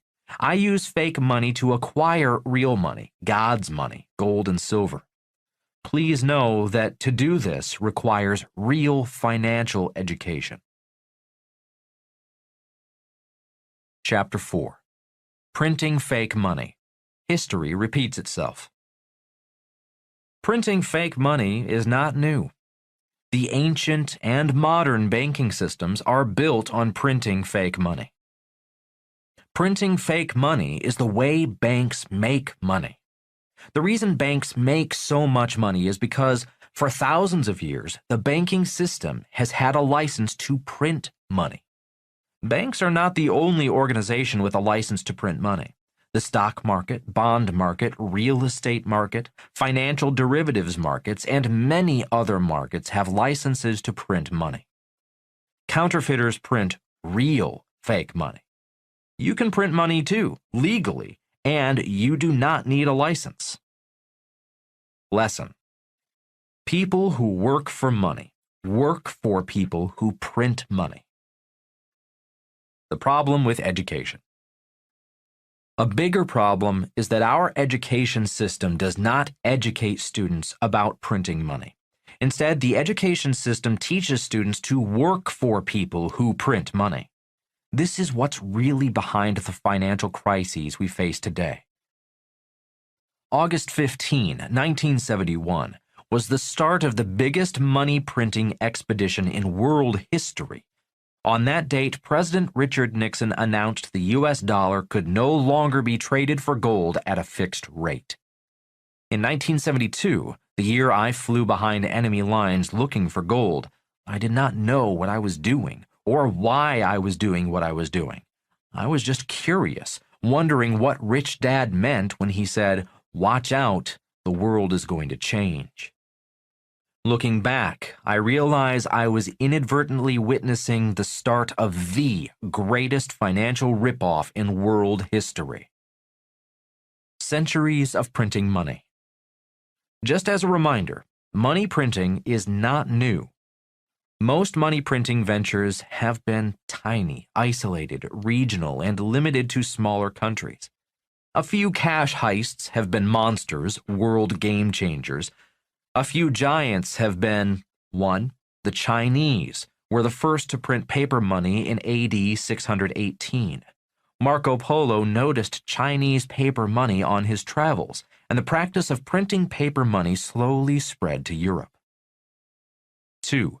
The Roman Empire, faced with rising debts, fighting long-distance wars, diluted their gold and silver coins with base metals such as nickel and tin.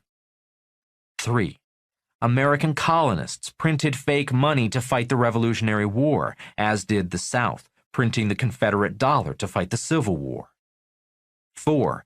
Germany printed trillions in fake money in the 1920s.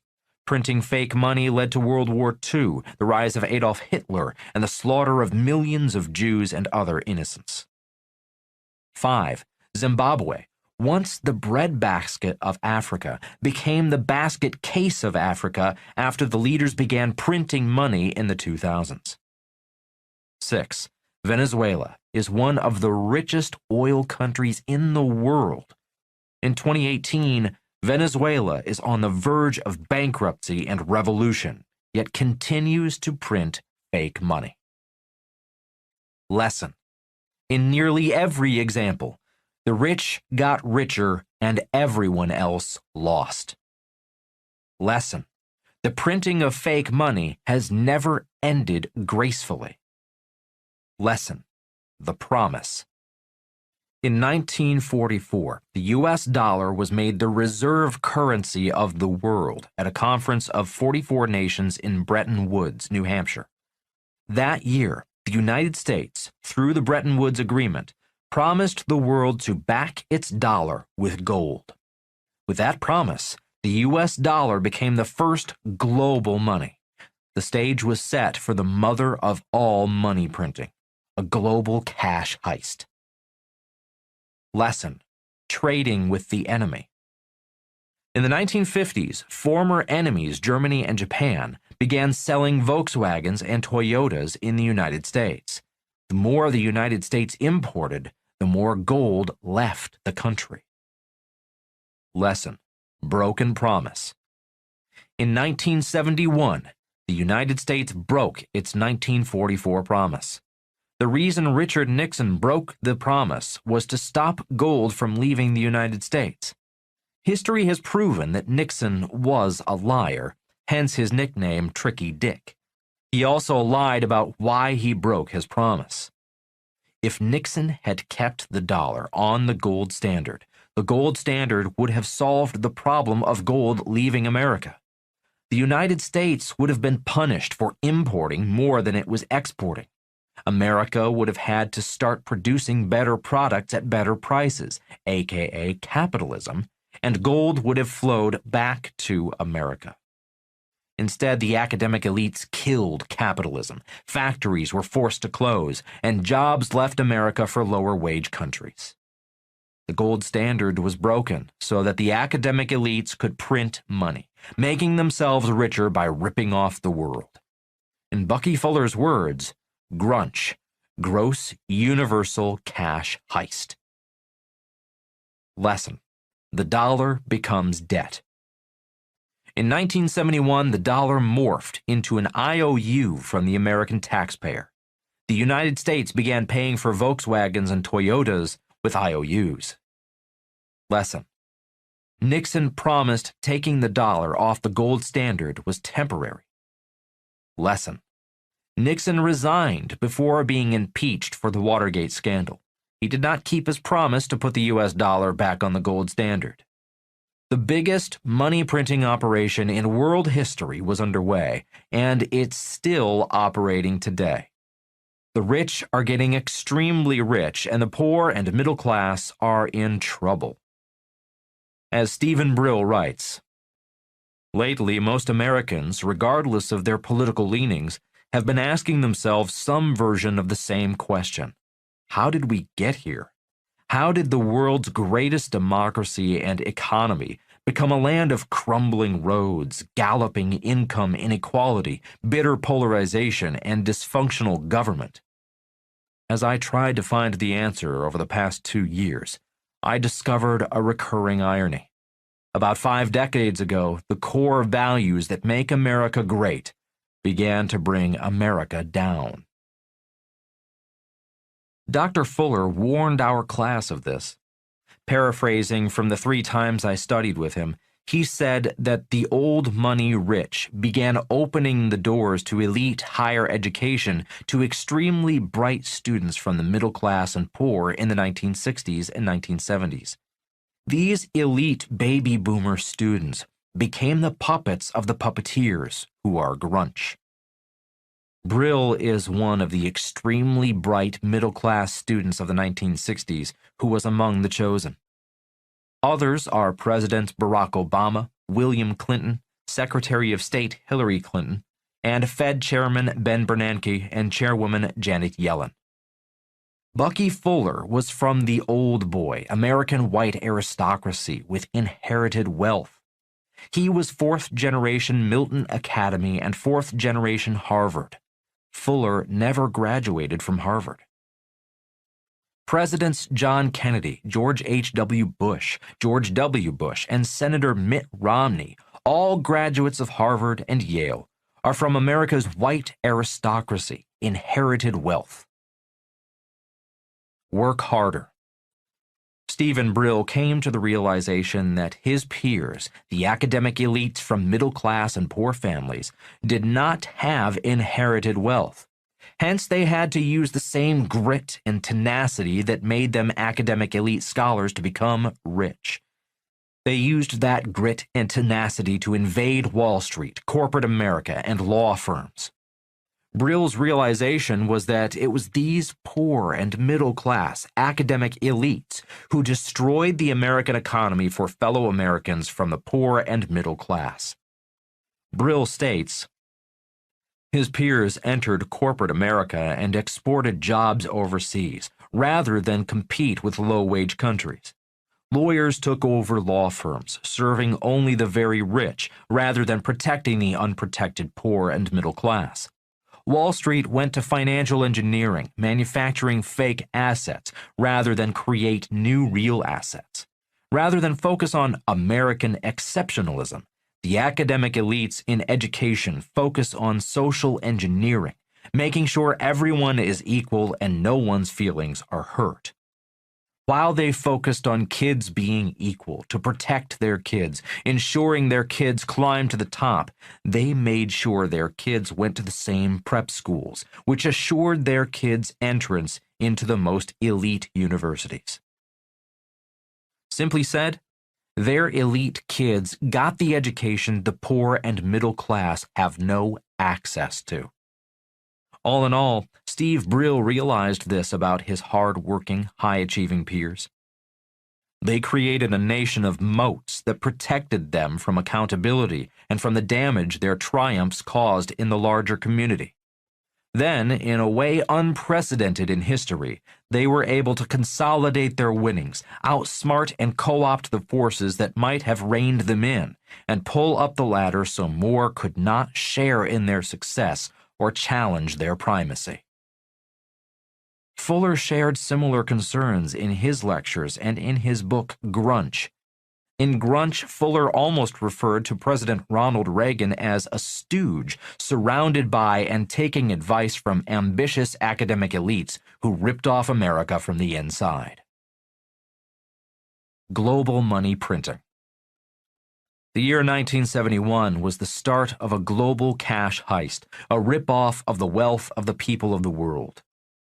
In 1983, futurist Buckminster Fuller's book, Grunge of Giants, again, grunge standing for Gross Universal Cash Heist, was a prophetic and prescient warning of things to come and told of a global cash heist that is going on and still goes on today. In 1971, with the dollar no longer backed by gold, money became invisible. People could not see the cash heist. Again, as Fuller said, people do not get out of the way of things they cannot see moving toward them. It's not all bad. Printing money has not been all bad. Printing fake money has done a lot of good. Billions of people working for fake money have produced a functioning economy, new inventions, better housing, advances in medicine, travel, consumer products, and technology. These hard-working people have produced a better world in spite of parasitic elites who suck the health and wealth out of the people who make the world a better place to live. The problem is that printing money has never worked.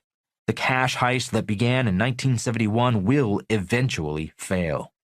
The party caused by printing fake money is about to end, and the hangover, and it will be a horrific one, is about to begin.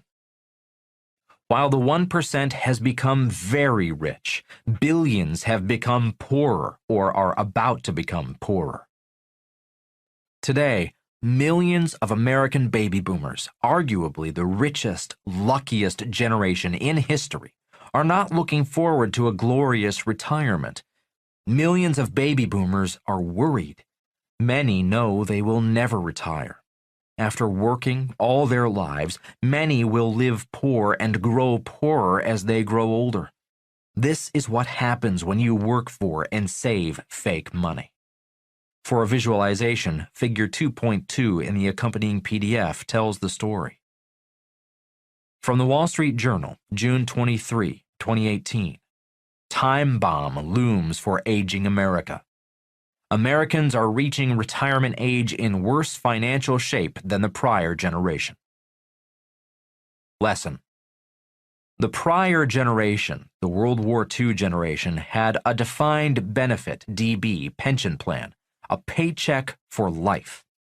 Financial education for the World War II generation was not necessary because DB plans had professional management. Then DB plans ended. The corporations that used to offer DB plans stopped because DB plans for their employees were too expensive. Today, only a few baby boomers have DB plans, retirement plans that give them a paycheck for life. Today, even baby boomers with DB plans are worried. The Wall Street Journal states, some public sector workers are living with uncertainty as cash-strapped governments consider pension cuts. Lesson. The reason many DB pensions are in trouble is because they based their computations on a 7.5% return on their investments and that most boomers would not live past 70. The good news is boomers are living longer. The bad news is the markets have not always cooperated in delivering on projections. Add this to the unsettling mix of facts and figures. 10,000 baby boomers are retiring every day. The crisis will turn into financial disaster in 2026 when the first boomers turn 80 and need more and more long-term health care. Just when Social Security and Medicare go broke. Boomers have DC plans, not DB plans. In 1974, as millions of baby boomers were entering the workforce, the Employee Retirement Income Security Act, ERISA, was introduced to reduce the cost of employees. A few years later, we saw the first 401k plan, also known as a DC, or Defined Contribution Pension Plan. Baby boomers had to become professional money managers without any financial education. This is the baby boomer crisis. A DC plan is limited to the contributions made, and the total benefit is only the amount in the plan at retirement. If there is nothing in the DC account, the boomer is on his or her own, out of luck and perhaps out of money. The Wall Street Journal continues to report, gains in life expectancy combined with the soaring price of education have left people in their 50s and 60s supporting adult children and older relatives. Boomers are often called the sandwich generation for supporting both their parents and children. Americans aged 60 through 69 had about $2 trillion in debt in 2017. There are only 75 million boomers. That is a lot of debt per boomer. Baby boomers have high average debt, are often paying off children's educations, and are dipping into savings to care for aging parents. Their paltry 401k retirement funds will bring in a median income of under $8,000 a year for a household of two. In total, more than 40% of households headed by people aged 55 through 70 lack sufficient resources to maintain their living standard in retirement. That is around 15 million American households. Households with 401k investments and at least one worker aged 55 to 64 had a median $135,000 in tax-advantaged retirement accounts in 2016. For a couple aged 62 and 65 who retire today, that would produce about $600 a month in annuity income for life. Market declines in 2000 and 2008 revealed the perils of do-it-yourself retirements, as many 401k participants cut back on contributions, shifted funds out of stocks, and never put them back in, or withdrew money to pay bills. For a chart of fluctuations of the Dow Jones Industrial Average between 1895 and 2015, noting the height of the market before the 2008 crash, you may refer to Figure 3.1 in the accompanying PDF. Arthur Smith, Jr., 61, is still feeling the impact. He consistently saved in 401k-type plans with various employers over the past 35 years, he says. His 401k got hit hard in the market crashes, he says, in large part because he invested in individual tech stocks. We were allowed to pick our own stocks, and I jumped on some high-risk ones, he says. His 401k lost about half its value early in the 2000s and lost half again in 2008, he says. Lesson. When I was a kid in the 1960s, only gamblers invested in the stock market. In the 1960s, if people did invest, they invested in the bond market. Today, most baby boomers are gamblers in the stock market. Lesson. One reason most baby boomers are in the stock market is because interest rates on savings and bonds are at historic lows. In search of higher returns, many people have become gamblers and entered the stock market. Take a look at Figure 3.1 again. Notice where the chart is today. Once again, the Dow is at an all-time high, a high caused by fake money looking for returns on investment. A $1.5 billion bonus. On the same front page of the Wall Street Journal, next to the article on baby boomers, read the headline, Xiaomi gives its CEO a $1.5 billion thank you. The article starts, Chinese smartphone maker Xiaomi Corp., whose valuation could soon register at $70 billion, gave its founder and chief executive a token of its appreciation. $1.5 billion in stock, no strings attached, in one of the largest corporate paydays in history. History is repeating itself. History has proven that printing fake money never ends in prosperity. History is evidence that printing fake money always ends in poverty for those who work for fake money. American baby boomers are the economy's canary in the coal mine. Once affluent American baby boomers are now worried about living in poverty. Boomers are canaries, sensing fake money's looming failure. Historically, from the Chinese, the Romans, the German Weimar Republic, and Venezuela today, printing fake money has never produced a sustainable prosperity. Historically, printing fake money has always ended in either depression, revolution, war, or all of the above. The year 1971 was the start of the world's largest money printing in history. The question is, how and when will it end? Real financial education should include how and why money is printed. Being aware of how money is printed increases the possibility of your financial survival. Your questions, Robert's answers. Question: why do you say it's God's money? If God didn't exist until we invented him, I'm not anti-religion or against spirituality. Why is that reason enough to own real money? Jason C., USA. Answer: are you questioning the existence of God or gold? I have no proof of God. I do have proof of gold. I state gold and silver are God's money because I have started both a gold mine and a silver mine. The gold mine was in China, the silver mine in Argentina. Both were sold to the public via IPOs, initial public offerings, on the Toronto Stock Exchange. Before we could go public, we had to prove we had found real gold and real silver.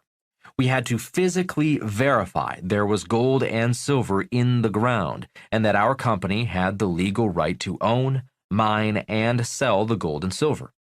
We also had to prove we had the right to sell shares in the company via an IPO.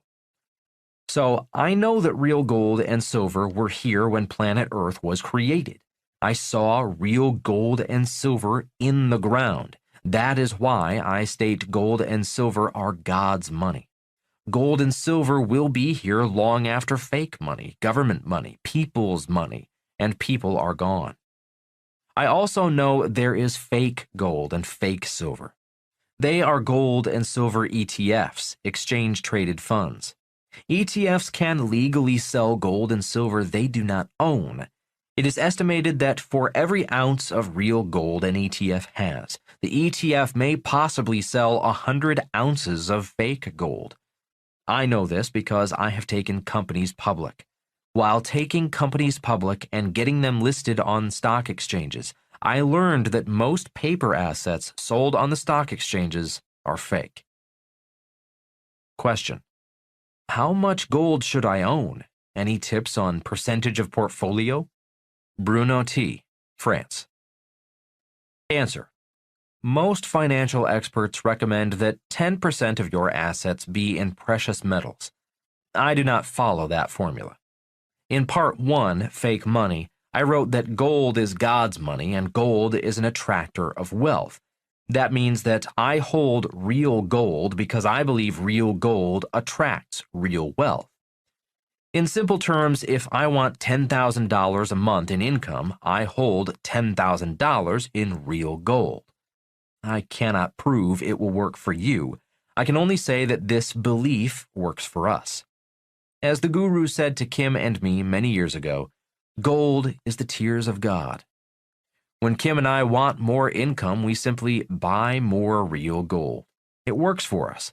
If you do not believe that real gold attracts wealth or do not believe in God, don't buy real gold. Chapter 5. How much money are you printing? How to take control. Reminder: printing money is not new. Reminder: printing fake money is the foundation of the banking system. Understanding how money is printed offers you a better chance of doing well in a world of fake money. Lesson: in understanding how money is printed, you will better understand why poor people are poor and how not to be one of them. Printing money number 1. Printing cows. For thousands of years, money has taken many forms. Money has been beads, feathers, stones, animals, and pottery. One of the earliest and most important forms of money was cattle. Cattle have been the foundation for modern money for thousands of years. Cattle are real money, even today. In fact, the word cattle means property of any kind, including money, land, and income. When a person who had cattle needed to borrow money, he would take his cattle to the moneylender, borrow the money he needed, and leave his cattle as collateral. When the person repaid the borrowed money, his cattle were returned. The collateral system is still in use today. A synonym for collateral is security. The 2008 crash was caused when collateralized debt obligations, CDOs, and mortgage-backed securities, MBSs, failed.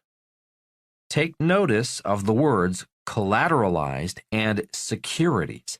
They represent the same purpose cattle did 1,000 years ago.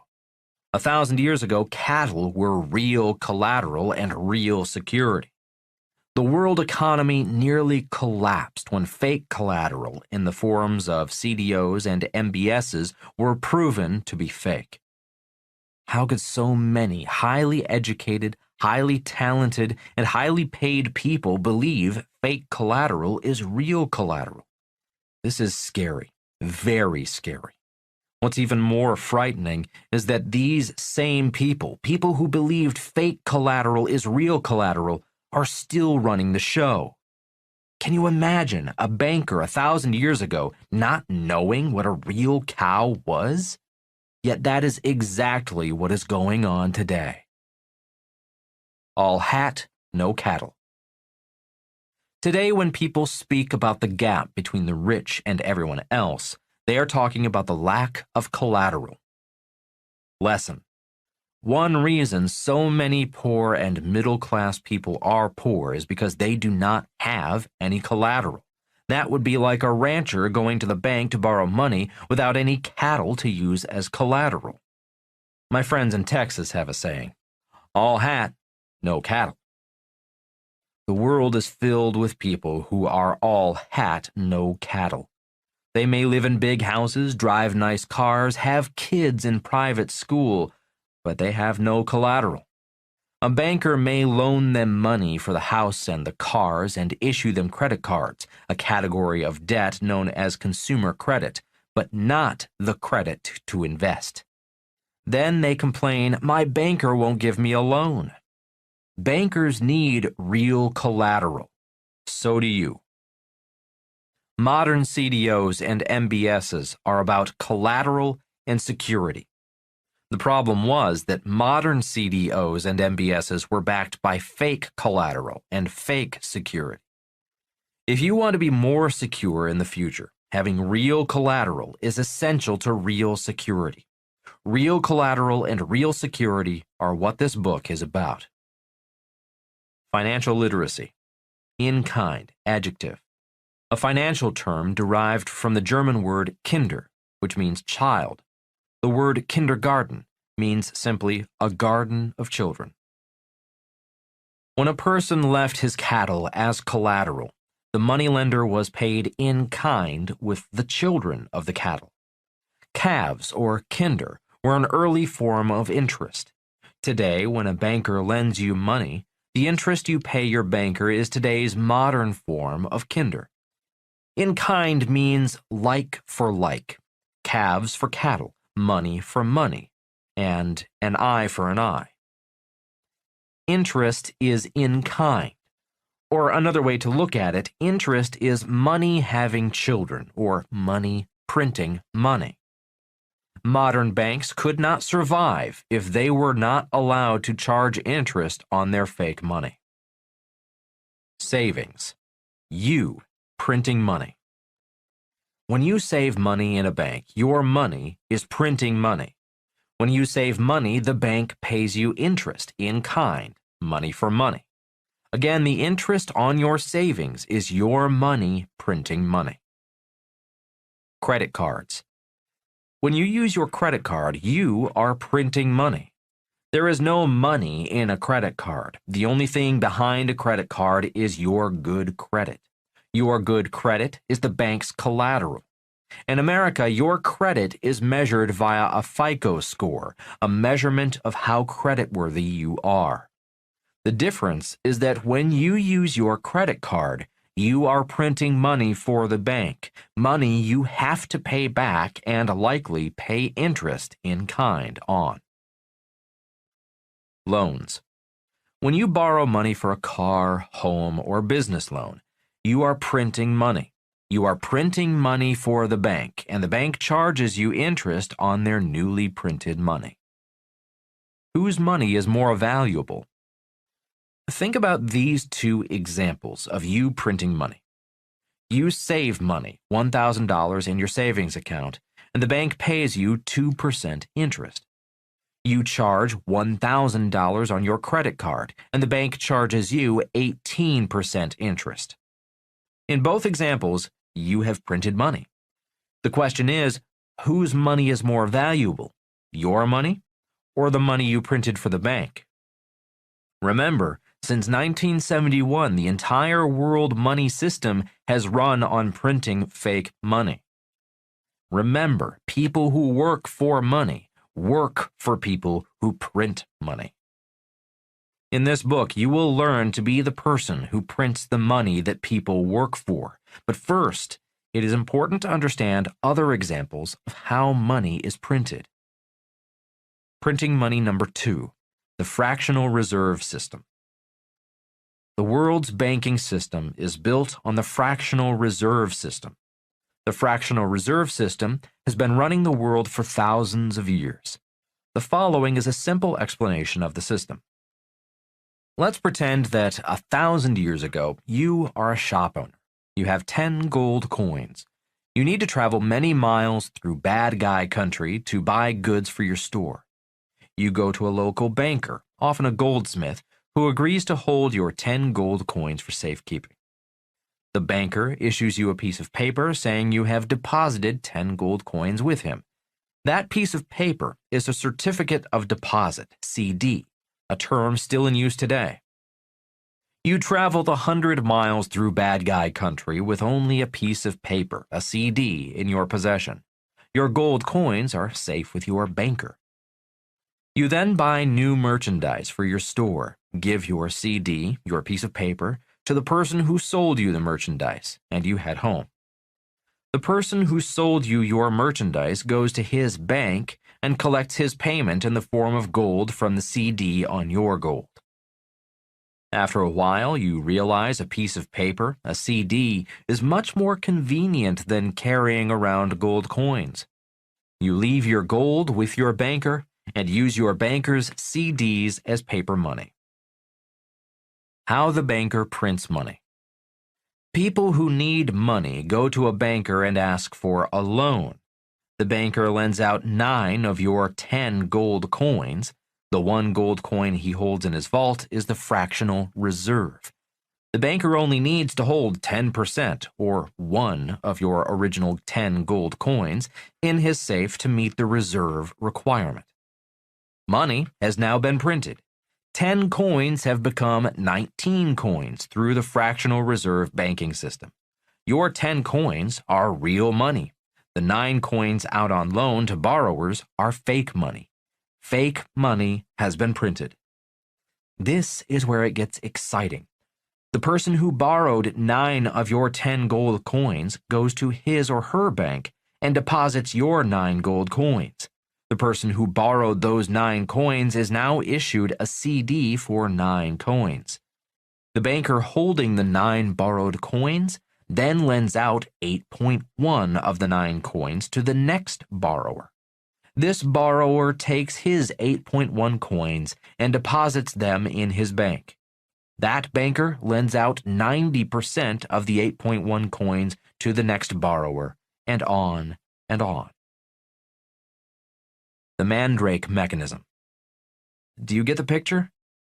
This is known as the Mandrake Mechanism, named after a comic strip magician character named Mandrake. Mandrake could pull anything out of his hat, and your banker can pull money out of thin air.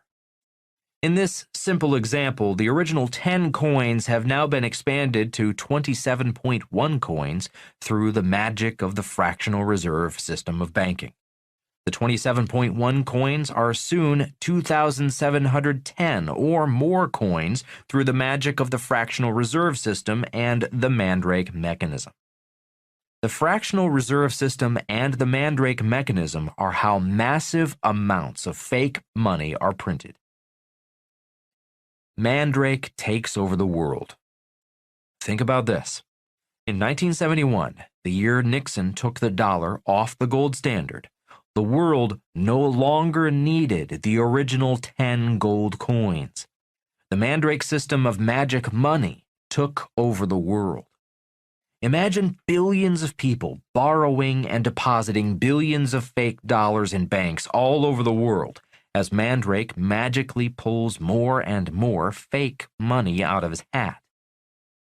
After 2008, Mandrake the magician had to pull over $1 quadrillion out of his hat to save his magic world of money from collapse. How long can Mandrake keep pulling magic money out of his hat? That's the question. Run on the bank. If Mandrake's magic wears off, a run on the bank occurs. Mandrake's magic show closes. A run on the bank is a panic, and savers line up demanding their money. The problem is, Mandrake does not have the money. This is why American banks have a backup plan, the FDIC, or Federal Deposit Insurance Corporation, which insures savings in banks up to $250,000. The problem is that the FDIC does not have enough money to cover a massive run on the bank. If a panic does take place, the entire banking system can legally be shut down. Shutting down banks has happened many times in modern history. If Mandrake's magic show does shut down, the amount of money a person can withdraw will be determined by automatic teller machines, ATM. Imagine going to your bank ATM and seeing a sign that says, "Your limit today is $100. Trusting Mandrake's magic show. After Rich Dad explained fractional reserve banking and Mandrake's magic act to his son and me, we knew why "In God We Trust" was on our money. Today, I prefer to trust God's money, real gold and silver. I do not trust in Mandrake's magic show or what Bucky Fuller named Grunch, the powers behind a gross universal cash heist. I trust gold and silver rather than the elites Mandrake hires to run his magic show, print our money, run our central banks, governments, banks, bond markets, and stock markets. Always remember, gold and silver will be here long after you, I, the elites, and the cockroaches are gone. Fake gold and fake silver. Mandrake also produces fake gold and fake silver. Lesson: fake gold and fake silver. I do not invest in fake gold or silver, aka exchange-traded funds, paper gold and paper silver. GLD and SLV are, respectively, gold and silver ETFs, fake gold and silver. I do not invest in ETFs because all ETFs are part of the fractional reserve system, aka Mandrake's magic show. For example, Mandrake can take 1 ounce of real gold and turn it into 50 to 100 ounces of fake paper gold via the ETF. Printing ETFs and mutual funds are a part of Mandrake's magic show. Mandrake can print money, stocks, bonds, and even real estate. Real estate ETFs are called REITs, or Real Estate Investment Trusts. I love gold, silver, and real estate. I do not invest in GLD, SLV, or REIT. Lesson: this does not mean you should not invest in ETFs or mutual funds. These paper assets have certain advantages for different people. In part 3 of this book, Fake Assets, I discuss who should invest in GLD, SLV, and REITs, and why I do not. One reason I do not invest in ETFs is because they are derivatives and a part of the Mandrake magic show. Printing money number 3, derivatives. The global banking system is based on derivatives. Lesson: what are derivatives? I'll do my best to keep it super simple. Derivatives from an orange. Think of an orange. When you squeeze the orange, you get orange juice. The orange juice is a derivative of the orange. When you take the water out of the orange juice, you have orange juice concentrate, a derivative of both orange juice and the orange. Derivatives from oil and uranium. Think of crude oil. Gasoline is a derivative of crude oil. Gasoline is much more flammable and volatile than crude oil. Other derivatives of gasoline are aviation fuel, jet fuel, and other refined oil distillates. Uranium's atomic number, 92, and symbol is U. Uranium is more abundant than silver. When you take derivative after derivative of uranium, it becomes unstable, toxic, and dangerous. Derivatives of uranium are used as nuclear fuel for reactors and weapons of mass destruction. Derivatives of money. Stocks are derivatives of a company. A mortgage is a derivative of real estate, and a bond is a derivative of money. Then, about 50 years ago, things changed. Bucky Fuller said they began playing games with money. As Stephen Brill quotes Martin Lipton, "We created a whole separate economic activity of trading pieces of paper, which accomplishes nothing." In 1950, manufacturing made up 60% of corporate profits. Today, it is about 25%. In 1950, the financial industry accounted for 9% of corporate profits. Today, it is 30%. In her book, Maker and Takers, The Rise of Finance and the Fall of American Business, Rana Foroohar writes, "Wealth creation within the financial markets has become an end in itself, rather than a means to the end of shared prosperity." Translation, I got mine, screw everyone else. Her example of the I got mine attitude in America's financial industry is, the top 25 hedge fund managers in America make more than all the country's kindergarten teachers combined. Financial engineering. Rather than create new assets, assets that produce real and lasting prosperity, financial engineering took over the business of money and created fake, toxic assets. Around 2005, desperate for higher returns, the elite's financial engineers took ordinary financial derivatives, such as home mortgages, found subprime borrowers, gave them loans they could not afford, and created a Frankenstein of financial monsters called mortgage-backed securities, MBSs, or collateralized debt obligations, CDOs, and sold them to the world as securities, aka financial derivatives of financial derivatives.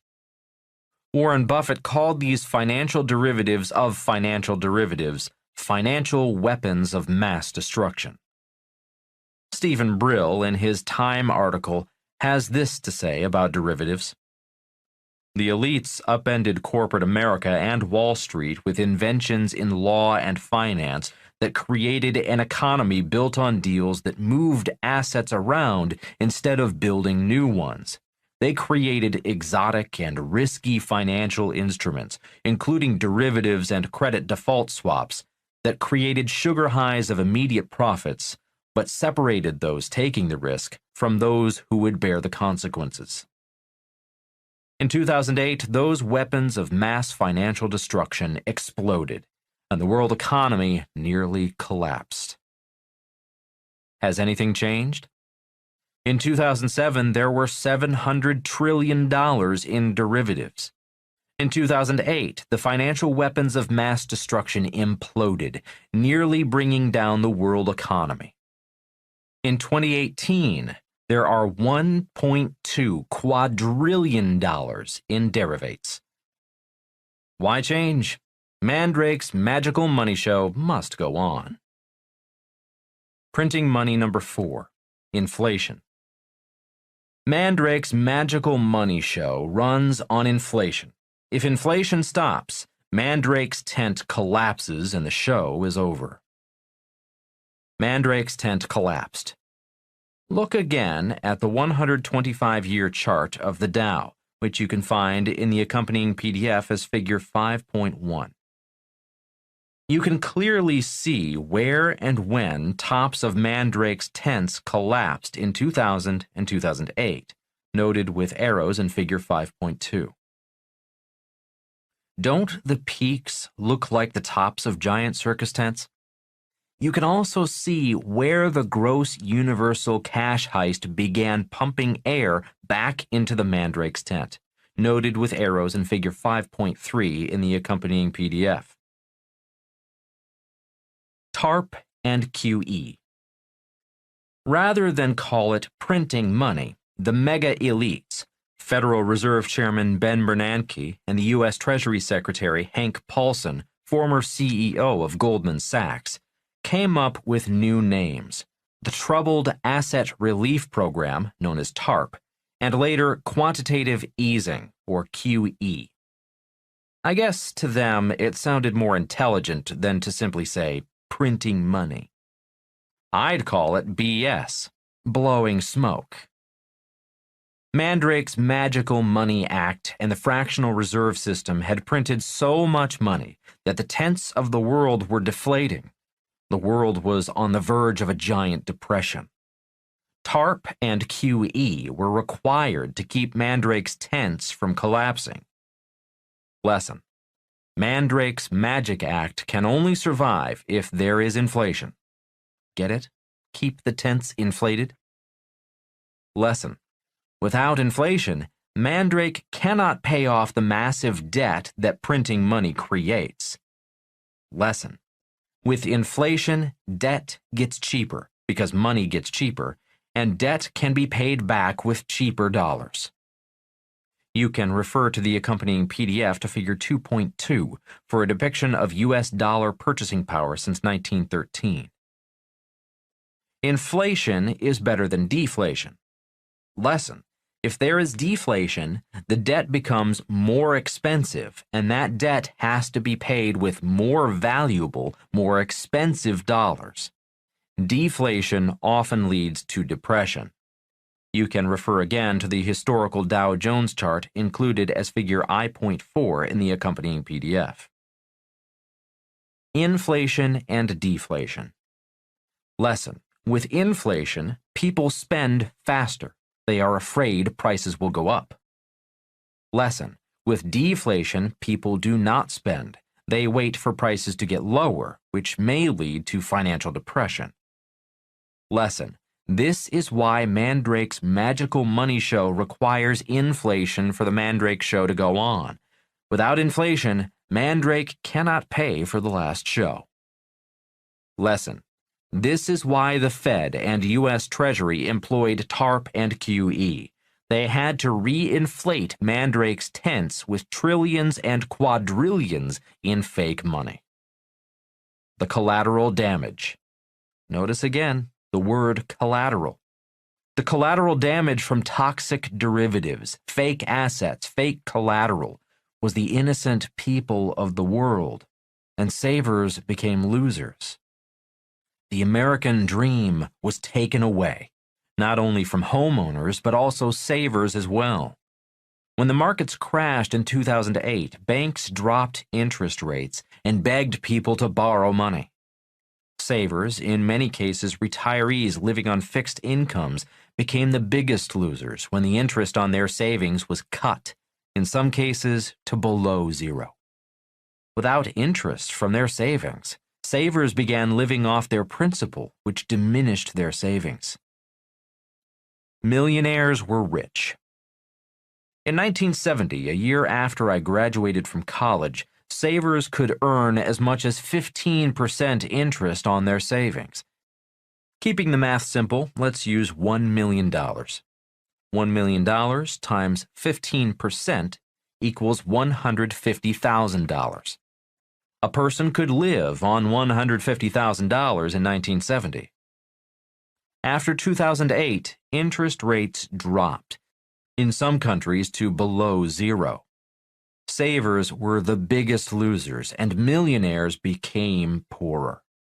Again, keeping the math simple and using $1 million in savings, $1 million times 2% equals $20,000. It is difficult for anyone in America to live on $20,000 a year, even if you are a millionaire. Millionaires living on interest from their savings are the new poor. This forced many people into the stock market, hoping for higher returns on their money. The result? The stock market is blown into a bubble. Look at the 125-year chart of the Dow, and you can see the stock market bubble burst after the 2000 and 2008 crashes. Bitcoin and cyber money. In 2009, Bitcoin appeared, and cyber money begins to challenge Mandrake's magical money show. Mandrake does not like competition. Grunch will fight back against cyber money, the people's money. A few elites are defecting to cyber money. Lesson: inflation causes poverty. Printing money makes some people richer. People feel richer when their house appreciates in value or their net worth increases because stock portfolio increased. For millions, printing money makes them poorer. For a depiction of the changes in shares of income versus 1979, review figure I.1 in the accompanying PDF. A study by professors at Stanford, Harvard, and Berkeley found children's prospects of earning more than their parents fell from 90% to 50% in just 40 years. A separate study found that incomes for the top 1% of earners rose 31.4% from 2009 to 2012. Yet incomes for the bottom 99% crept up only 0.4%. Tent cities. Tent cities are springing up all across America, especially in some of our most prosperous cities, San Francisco, Seattle, and Honolulu. Many who are living in tents have jobs. They just cannot afford a house. In 2018, there were approximately 550,000 homeless people in America. You say you want a revolution. Historically, when the gap between the rich and everyone else grows too wide, revolutions occur. That is my concern. Revolutions occurred in Russia, Cuba, and Venezuela when the gap between rich and everyone else got too wide. Are we headed for a new revolution? The Beatles' song Revolution expresses my thoughts better than I can. Can you see the future? Dr. Fuller taught us to see the future by studying the past. To help us do that, we can examine figures I.4, 5.4, and 5.5, all of which can be found in this audiobook's accompanying PDF. What happens when a country prints too much money? When inflation fails, many countries have suffered hyperinflation, often fueled by a hyper-printing of money. This hyperinflation led to the rise of Adolf Hitler, World War II, and the murder of millions of innocent people. Printing money has never produced a sustainable prosperity. Printing money has always caused poverty for those who work for money. The year 1971 was the start of the first global money printing. Today, the entire global banking system runs on printed money. How long can the U.S. and the world continue to print fake money? Is history repeating itself? I believe it is. In the following chapter, I will explain why I own real gold and real silver. Your questions, Robert's answers. Question: what happens when the bubbles burst? Does the money just disappear? Chris G., Greece. Answer: yes and no. When a bubble bursts, some money is transferred from winners to losers.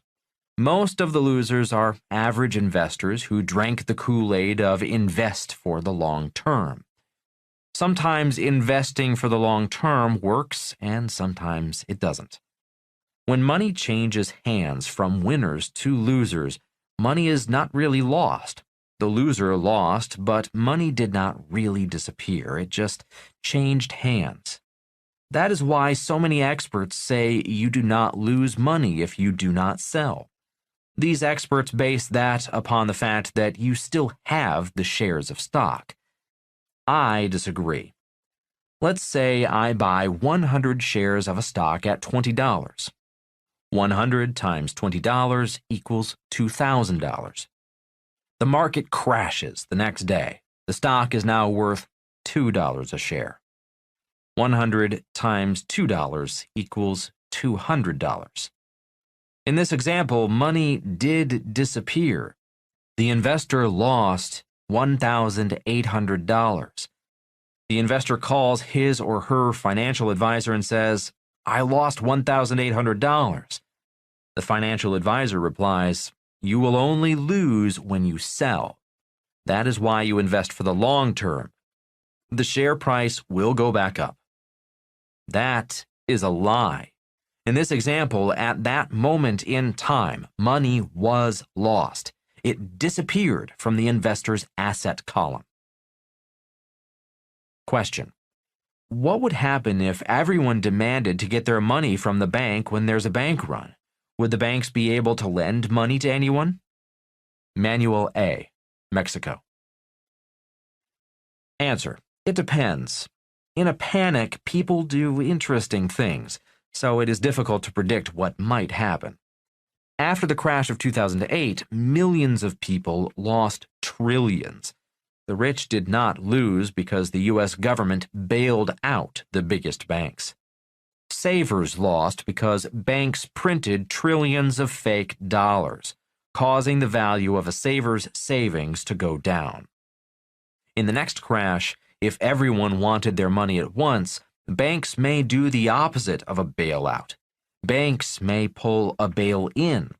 A bail-in occurs when a bank takes a saver's savings, converts savings into bank stocks, equity, and the saver's money is frozen in the bank. Again, savers lose and the rich win.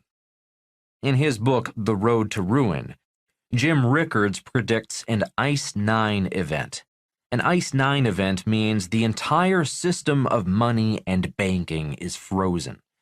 That is why Jim Rickards recommends keeping some money, as well as gold and silver, outside the banking system. Question: I find it difficult to keep my mind open to the truths exposed by you and others. I read, listen, think, but I know I'm defaulting to denial. How can I become more open to accepting reality? Jana V., USA. Answer: you are demonstrating you have an open mind. When you are aware, your mind is open to new thoughts and ideas. Congratulations. Question: how do you find out if the news in the media is fake or real? Rohit M., India. Answer: always consider the source of the news. In this book, I list sources I have interviewed on Rich Dad Radio. Most interviews are 40 minutes long. You will learn a lot in 40 minutes, listening to people who have done the real thing in the real world of fake money. If you are getting your information from stockbrokers, real estate brokers, insurance brokers, always remember Rich Dad's warning. The reason they are called brokers is because they are broker than you. Question: isn't the real problem the central banking system in my country, the Federal Reserve? John K., USA. Answer: it depends on who you ask. I believe there are many problems. The Fed and the system of central banks are definitely one of the many problems. I believe the real problem is the lack of financial education in our educational system.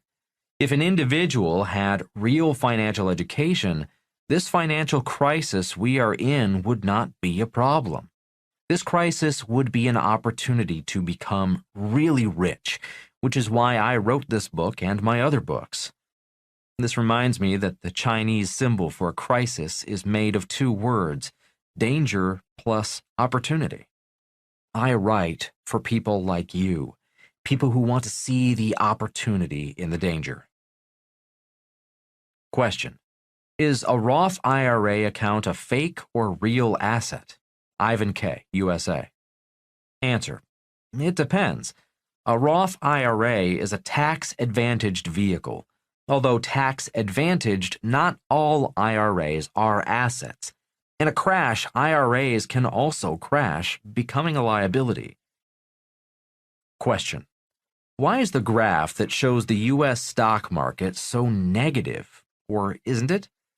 I see big opportunities there for people if they bought stocks. Lucas D., Germany. Answer: great question. The graph may be positive or negative depending on the person looking at the graph. For a person investing for the long term, a crash may become a crisis. For a person who can short a market, a crash may be an opportunity. Again, crisis equals danger plus opportunity. Question: isn't money just a medium of exchange? So this long-term value is not so important. Isn't it everybody's own fault if he saved his money in US dollars because they also could have bought stocks? Danny W., Japan. Answer: I agree. By the end of this book, you will learn you will not even need money, much less save it. The real value of real financial education is to become rich, with or without money. Question: why do people not see what the banks and the government are doing until it's too late? Victor R., Singapore. Answer: as the saying goes, you cannot catch fish in clean water. The purpose of this book, and all the Rich Dad books, is to allow you to see what most people cannot see. Question: will Bitcoin become the dominant global currency? Benny S., Israel. Answer: I doubt it. Yet, blockchain technology will change the world. Chapter 6. 8 Philosophical Reasons Why I Own Real Gold and Silver. What are yours? Notice again that I say I own real gold and silver. I do not say I invest or I trade. I'm saying that I own real gold and silver. There are 8 reasons for the differences between owning, investing, and trading anything. Reason number 1, trust. I do not trust fake money, and I do not trust myself. I know I do not know everything. I do not have all the answers. I cannot predict the future, but I know I must prepare for the future. I do not trust the elites who run our governments, banks, or Wall Street. I do not trust anyone who prints fake money. I own gold and silver because I trust real gold and silver. I trust God's real money. Real gold and silver have been here since the earth was formed. Gold and silver were here before the cockroaches and will be here long after the cockroaches are gone. Gold is atomic number 79. Silver is atomic number 47. In God's money, I trust. Reason number 2. Gold and silver are not investments. I do not own gold and silver to make money. Gold and silver are insurance, a hedge against the stupidity of the elites and myself. I have insurance on my car in case someone hits me or I hit someone. Gold and silver serve a similar purpose. I do not trust the elites.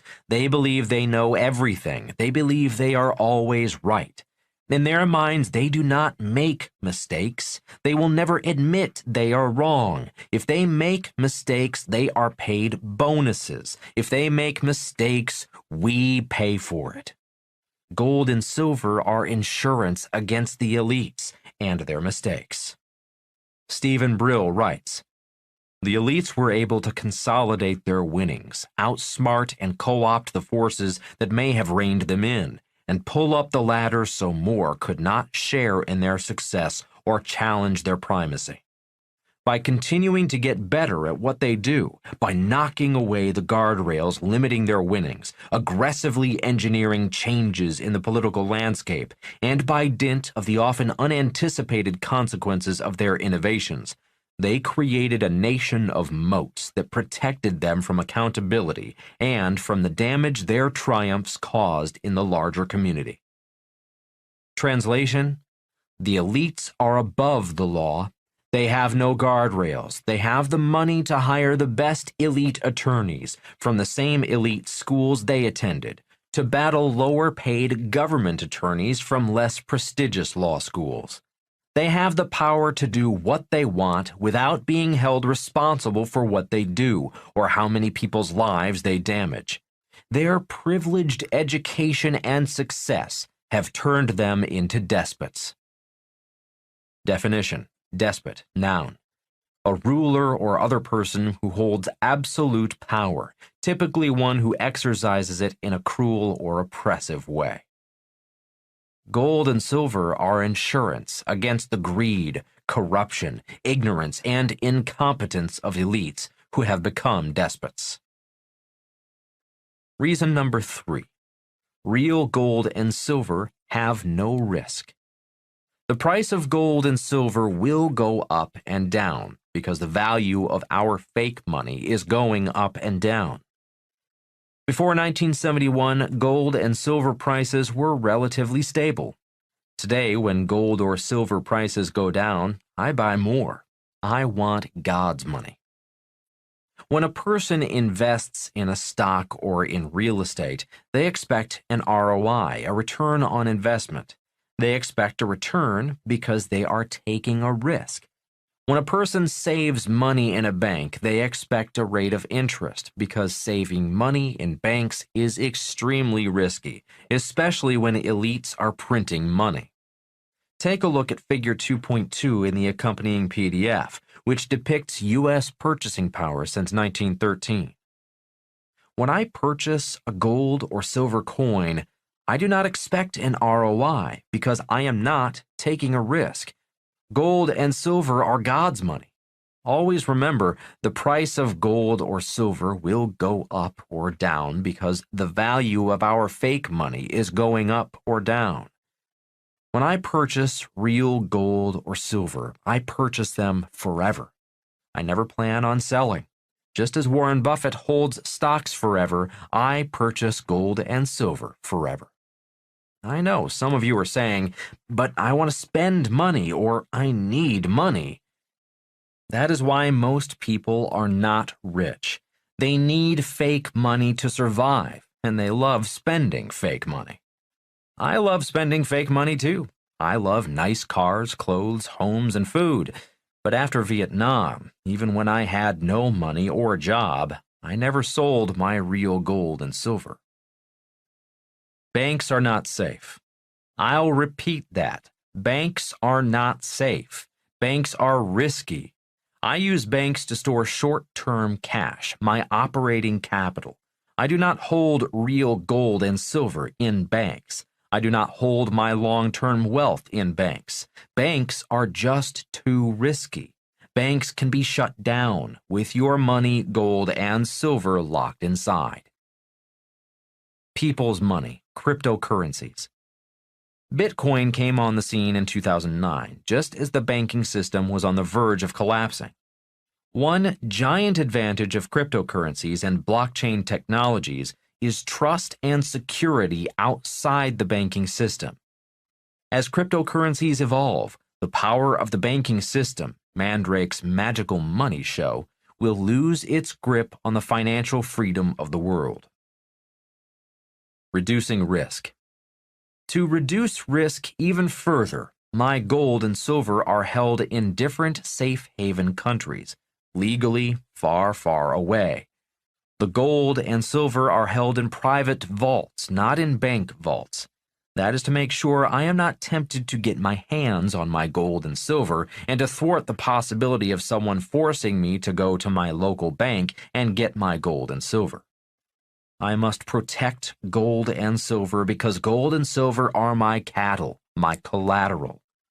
If you are not yet flying around in your private jet, you may want to keep your real gold and silver in a fireproof safe away from your home. I am not flying my gold around in a private jet yet, but I do have several private vaults far away from banks and my home. How to Make a Lot of Money. In the coming chapters, you will learn how to make money and then convert gold and silver into savings outside the bank. As long as you are making a lot of money, you will be less tempted to spend your gold and silver. Fake money is risky. Gold and silver have no risk because they are God's money. James Rickards, author of Currency Wars, The New Case for Gold, and The Road to Ruin, has run the numbers comparing ounces of gold to government money. His computations state that if the U.S. dollar were to go back onto the gold standard, gold would rise to $10,000 an ounce. Other experts are calling for gold to drop below $400 an ounce. Who do you think is right? Reason number 4, affordability. I began collecting silver coins in 1965. I was 18 years old.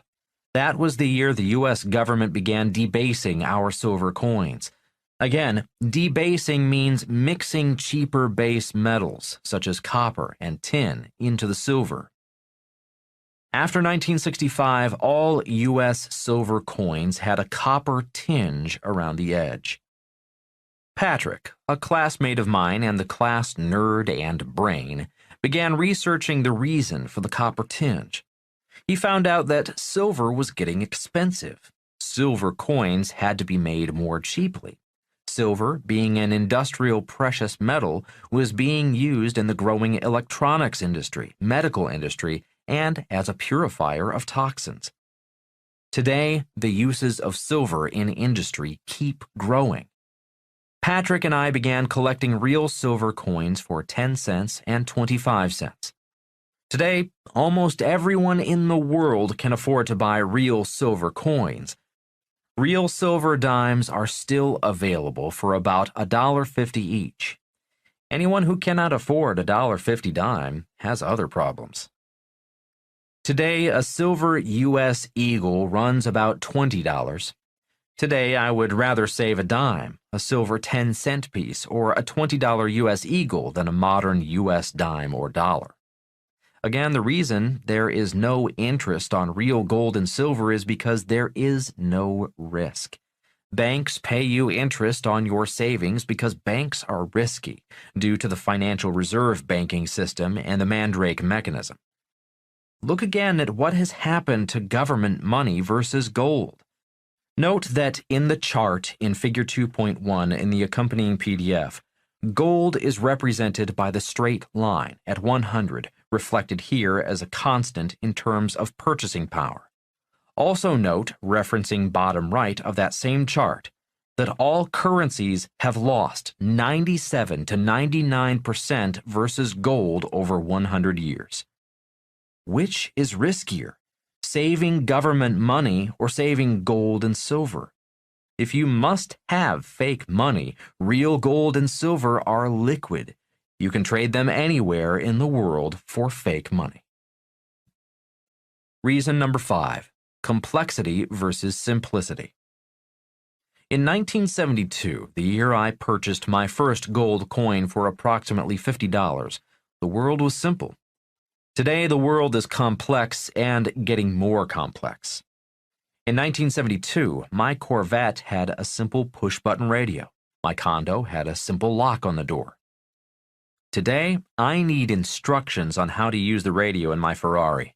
A simple lock will no longer keep thieves out of my house. Thieves can steal anything I own, even my identity, from anywhere in the world. In 1972, nuclear war was the threat. Today, cyber war is happening every day. Let's pretend a 15-year-old hacker from some obscure country figures out how to cut off the electricity to New York City, London, Tokyo, and Beijing, just for kicks. What do you think would happen to the world? What would happen if money could not be transferred? What would happen if people stopped being paid? What would happen if Social Security checks and welfare checks stopped? What would happen if banks closed? What would happen if the world's stock markets crashed? It is estimated that supermarkets in the United States have food for only 3 days. What happens if tens of thousands of starving people rush your local Safeway store? The world is complex. Gold and silver are simple. The 5 Gs. To be a realist, it is important to be both a pessimist and an optimist. I am optimistic about the future. I am also a pessimist about the future. Being a pessimist, I prepare for the future with the 5 Gs. They are 1. Gold and silver. 2. Grub, food for at least 6 months. 3. Gasoline. I invest in oil wells and have gasoline I'd need to get out of town. 4. Ground. I have safe properties with food and water away from cities. 5. Guns and ammo. Both guns and ammo serve as protection and currency. Counterparty risk.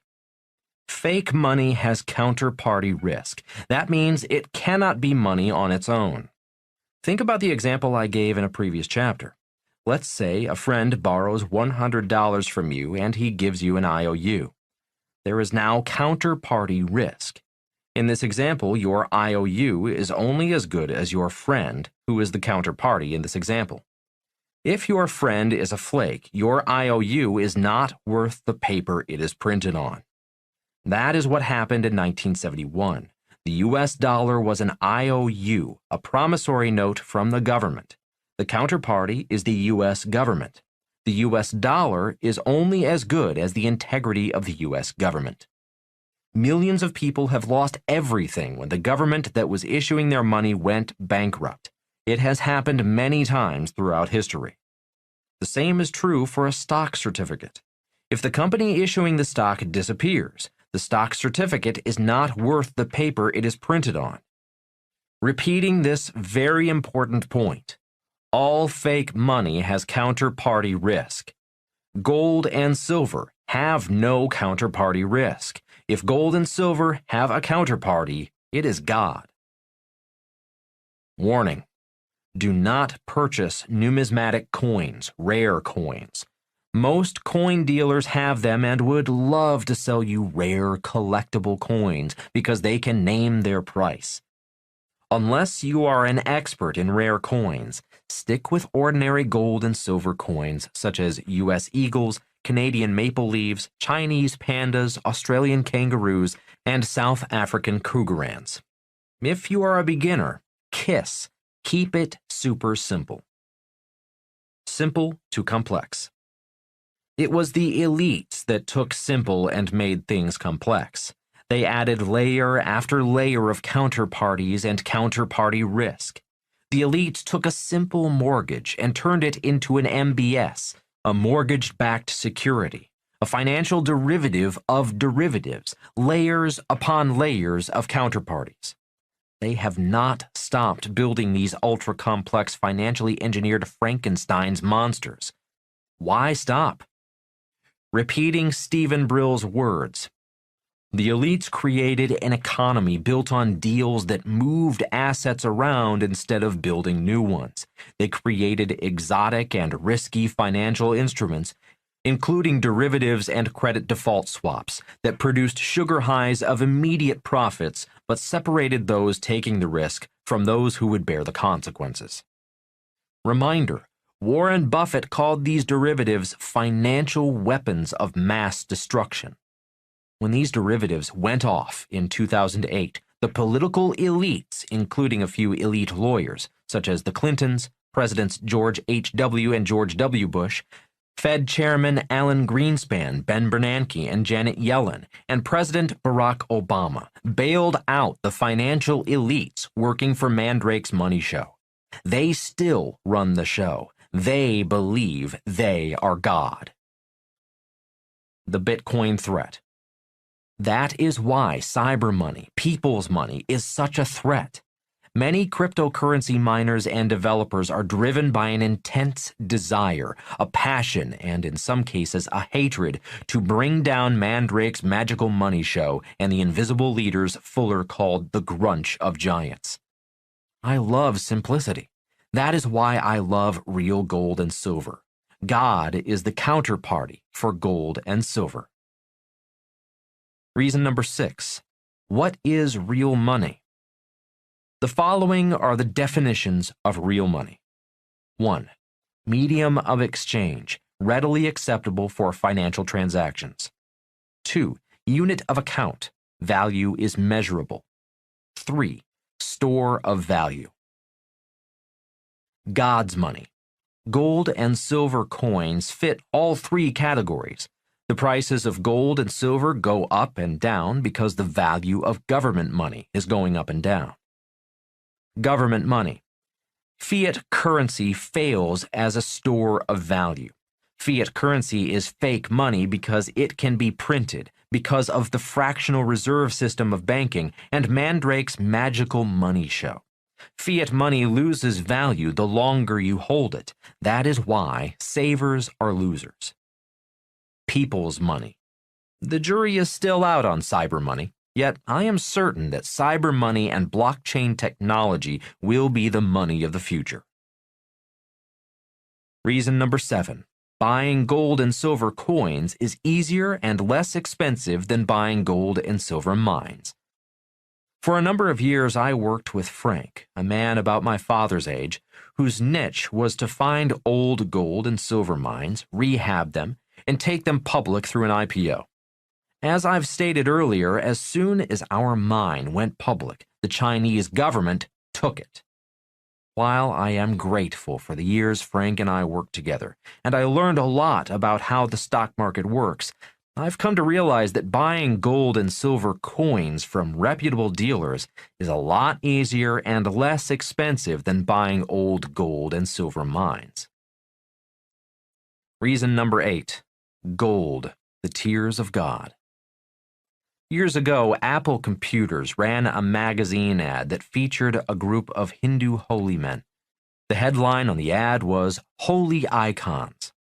The head guru was a white guy, not someone of Asian ethnicity. The ad featured Apple's new Macintosh computer and the guru's honey business on the Hawaiian island of Kauai. The ad was clever, meaningful, and memorable. A few years later, I was invited to a seminar featuring the same head guru, Guru Deva. When it came time for questions, most questions were on enlightenment, spirituality, peace, or happiness. The guru was wearing a lot of gold glasses, a large gold earring, gold bracelets, and a gold necklace. Since I was raised a Methodist, and Methodist ministers did not wear much, if any, gold, I raised my hand and asked, "Why do you wear so much gold?" The kindly guru smiled and said, "Because the tears of God are made of gold." "What?" I gasped. In the Methodist Church, those would have been words of heresy, words of the devil. I sat there in silence, my mind struggling with the guru's words. Sensing I was struggling with the thought of God's tears being made of gold, he said, "The tears of God, gold, attract wealth." When I asked what he meant by gold attracts wealth, the guru replied, "Let's say you want to attract $1,000 a month into your life. Then you should own $1,000 of real gold. And if I want $1 million a month, then I should own $1 billion in gold?" The guru, sensing my greed overtaking my spirituality, just smiled and said, "Why don't you start with $1,000 and see if what I say works for you? Gold does not work for everyone. There are conditions on God's generosity." The year was 1986, and Kim and I were not making much money. Finding an extra $1,000 for gold was tough, but Kim and I did it. Every month we purchased some gold and silver and have never stopped. Does gold attract wealth? I cannot prove gold attracts wealth. I can only tell you what we did and how it worked. For example, if we wanted to increase our income from $5,000 a month to $10,000 a month, we would acquire $10,000 in gold coins and forget we bought the gold. A few months later, it seemed more wealth did come in, without us really noticing the increase. If the price of gold went down, we purchased more gold, and we kept doing it. Today, we must have private vaults in faraway safe haven countries. We do not need a private jet and private runways to hide our gold, yet. Whenever Kim and I are asked, will gold attract wealth for me? We reply with the guru's reply. Why not try it yourself and see if gold, God's tears, works for you? God is generous, but there are conditions on God's generosity. Spiritual lesson on gold. While the tears of God are made of gold, the question each of us need to ask ourselves is, are God's tears tears of joy or tears of sadness? Much of the world's gold in storage is from tears of sadness. Many Swiss bankers helped the Nazis store their gold, stolen from the Jews murdered by the Nazis. When I was standing in the Andes, looking at ancient Inca gold mines, I was reminded of my history lesson on how the Spaniards, led by Francisco Pizarro, murdered thousands of natives just for gold. Much of that gold remains in storage in Spain. Spiritual wealth. For much of human existence, wealth has been stolen. The English plundered the world using the technology of large wooden ships, metal swords, cannons, rifles, and black powder against indigenous, underdefended people, and stole their wealth. The Spanish, Dutch, Portuguese, and the French did the same. Early Americans stole land from the American Indians using the technology of horses and rifles. Americans were one of the last major world powers to finally outlaw slavery, the gaining of wealth via the blood, sweat, and tears of slaves from Africa. The Japanese joined Italy and Germany using the technology of oil, internal combustion engines, airplanes, ships, tanks, cannon, machine guns, and rockets in an attempt to conquer the world. The Cold War was a war that threatened the end of the world using the technology of atomic energy. Today's elites are using the power of sophisticated education, the law, and derivative finance to steal the soul of the world today. The invisible technology. All the previous heists in history were visible. Indigenous people could see European ships and attackers before they were raped, murdered, enslaved, and before their wealth was stolen. American Indians could see horses and rifles before they were killed and had their land stolen. Many Native Americans took horses and rifles to fight back. In World War II, people could see the attacking planes, tanks, and ships running on petroleum, the new world resource. During the Cold War, pictures of rising mushroom clouds permeated the consciousness of the world. Invisible money. On August 15, 1971, President Richard Nixon did more than take the dollar off the gold standard. He made money invisible. On that date, many Americans were watching the TV show Bonanza when Nixon interrupted the telecast to make his announcement. Obviously, most people did not get the message because people could not see what Nixon was announcing. Ever since 1971, our education system has been a case of the blind leading the blind. I was not watching Bonanza on that day. I would have remembered because I did not particularly care for Tricky Dick. In the 1950s, my poor dad and I met Nixon when he was vice president, visiting Hawaii as he campaigned for President Dwight Eisenhower.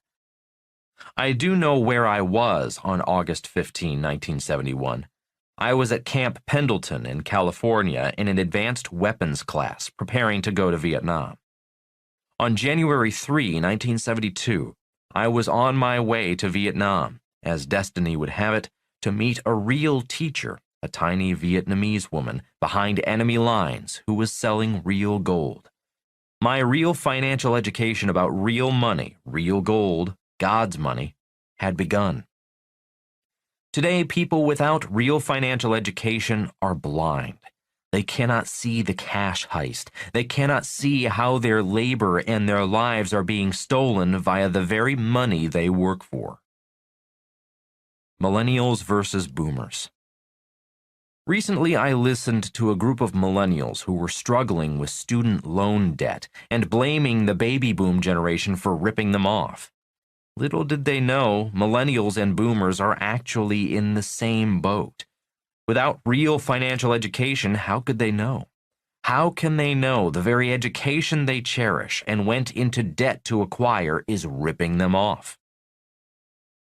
Tears of God. The question is, are today's tears of God tears of sadness, sorrow over our larcenous education system? Definition. Larceny is the wrongful taking and carrying away of the personal goods of another from his or her possession with intent to convert them to the taker's own use. The American education system, the most expensive educational system in the world, is corrupt.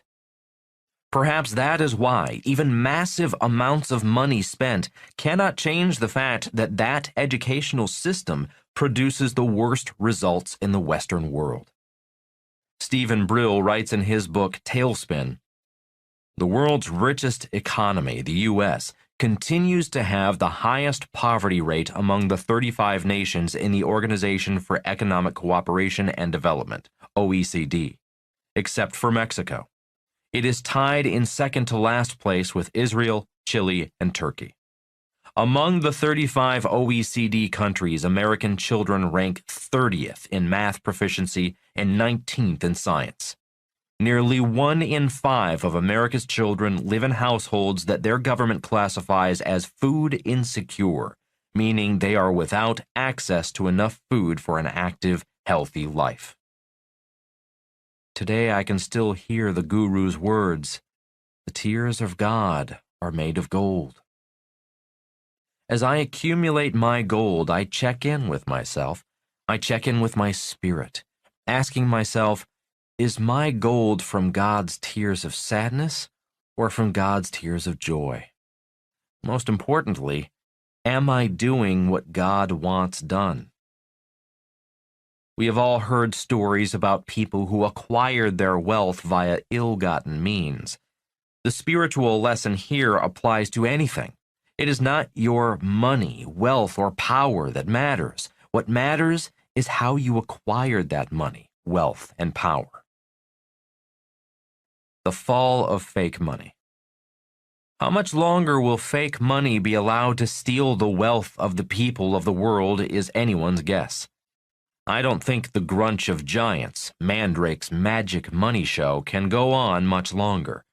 I believe that is why people's money, cyber money, and blockchain technology are here.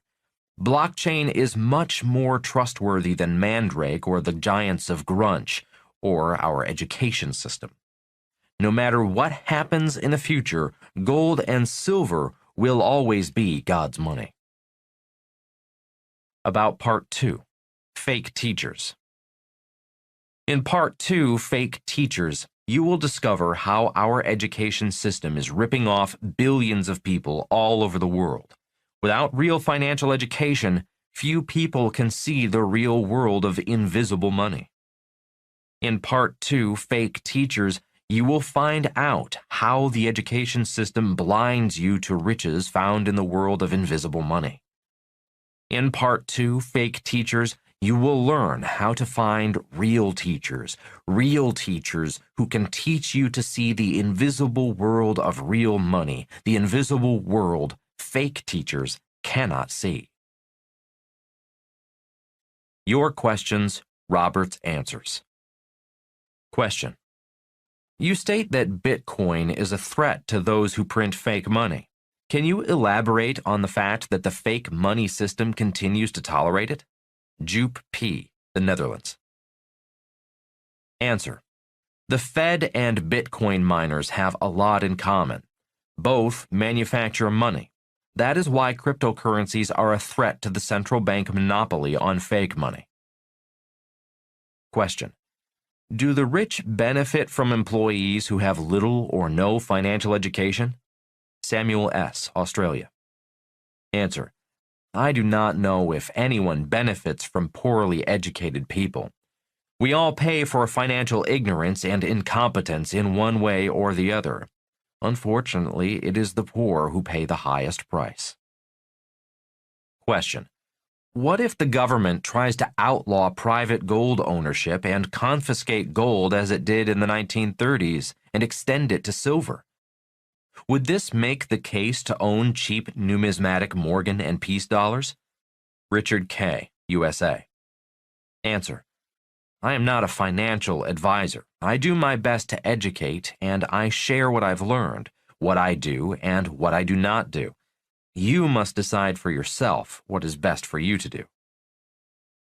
Question: don't you think that if you'd add fake politicians, that would explain why we have fake money and fake teachers and, by extension, fake assets? Juan T., Spain. Answer: aren't all politicians fake? Do we ever know their real agendas?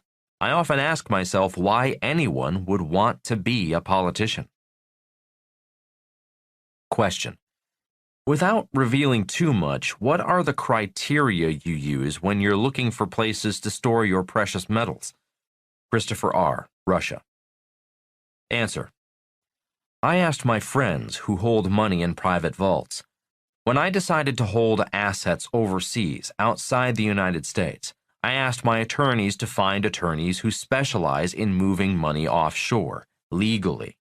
Then I interviewed the attorneys and traveled to the country and interviewed the custodians of the vaults.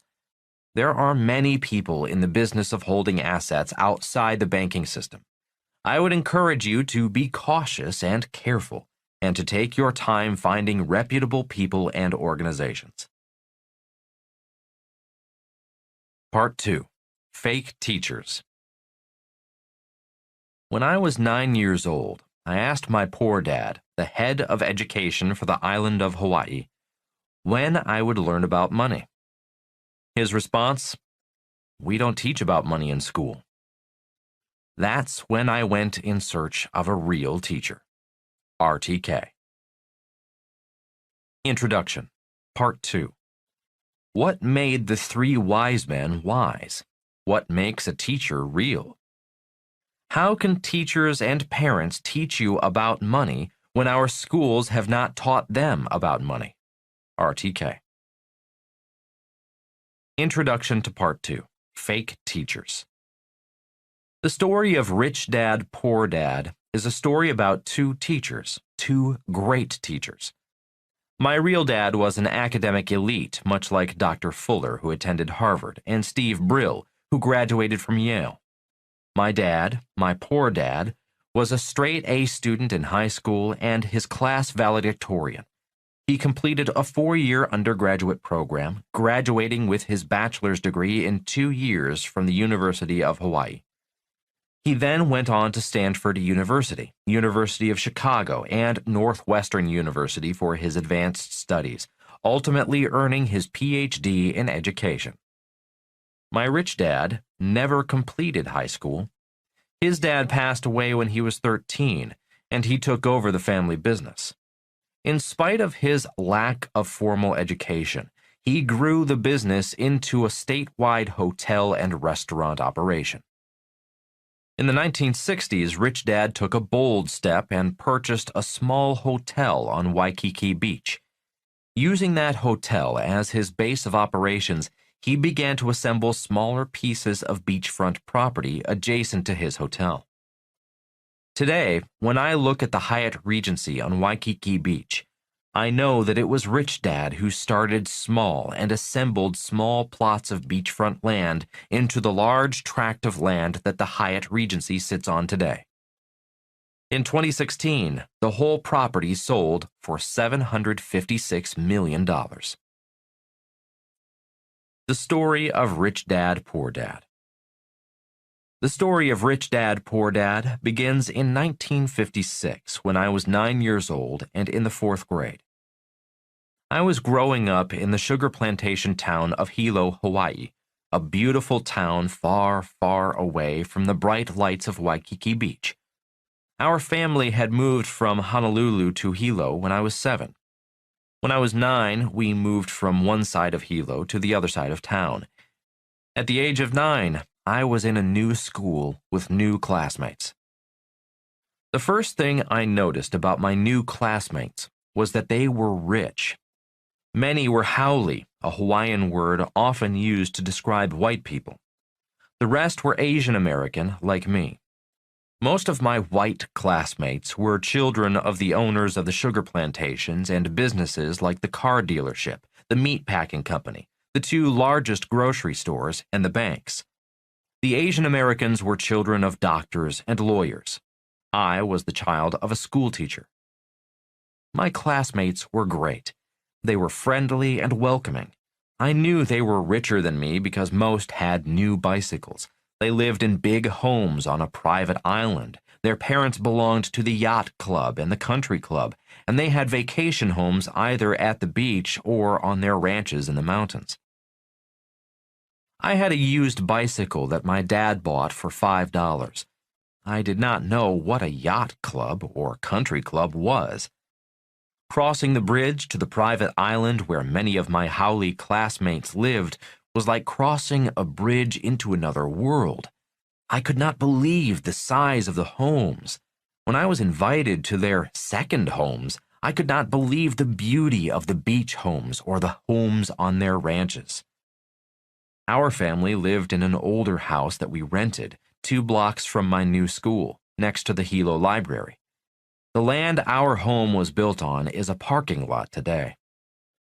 I had never felt poor until I went to a school with rich kids. That is why when I was 9 years old, I raised my hand and asked my teacher, "When will we learn about money?" Caught off guard and flustered by my question, my teacher, an older woman near retirement, stammered for a while, then finally replied, "We don't teach money in school." There was more to her reply than simply her words. It was the tone, the energy behind her words that communicated her message. For a moment, I felt I was back in Sunday school. I sensed my teacher was really saying, "Don't you know that the love of money is the root of all evil, and money is filthy lucre?" In Sunday school, I was taught that filthy lucre was a financial temptation from the devil. Not satisfied with her answer, I asked again, "When will we learn about money?"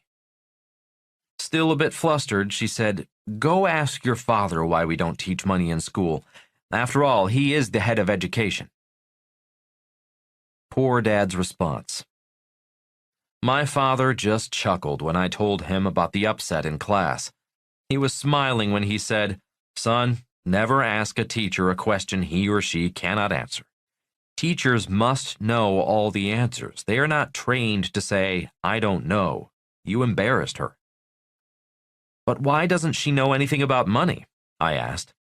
"Because teachers do not need to know anything about money." "Why is that?" "Because teachers have job security. They cannot be fired even if they are bad teachers. Teachers have a government retirement pension and health care. That is why they do not need to know anything about money. And best of all, teachers have all holidays and summers off, with pay." Still confused, I asked, "But why, Dad? Don't we all use money?" I followed those 2 questions with this statement. "I just want to know why my classmates are rich and why we are not." "Son," my dad replied, a bit more seriously, "you love baseball, don't you?" "Yes, I love baseball." "Would you ask your teacher about the game of baseball?" "No, she doesn't know anything about baseball. And she doesn't know anything about the game of money either." "But why not?" I persisted. "Why do my classmates have more money than us? Shouldn't she be teaching me about money so I can be rich like my classmates?" Shaking his head, my dad replied, "You love fishing, don't you?" "Yes." "Would you ask your teacher about where to catch fish?" "No," I replied. "And she knows nothing about money," my dad said. "If you want to get through school, don't ask your teacher questions about subjects they know nothing about. If you are in math class, ask your teacher math questions. If you are in science class, ask your science teacher science questions. If you do that, you will do well in school. If you make your teachers look stupid, they will make you look stupid. The real reason we are not taught about money in school. My dad then said, "The main reason money is not taught in school is because teachers can only teach what the government allows us to teach." "You teach what the government tells you to teach?" I couldn't believe what I was hearing. My dad nodded and said, "Even as superintendent of education, I have little control over what is taught in school."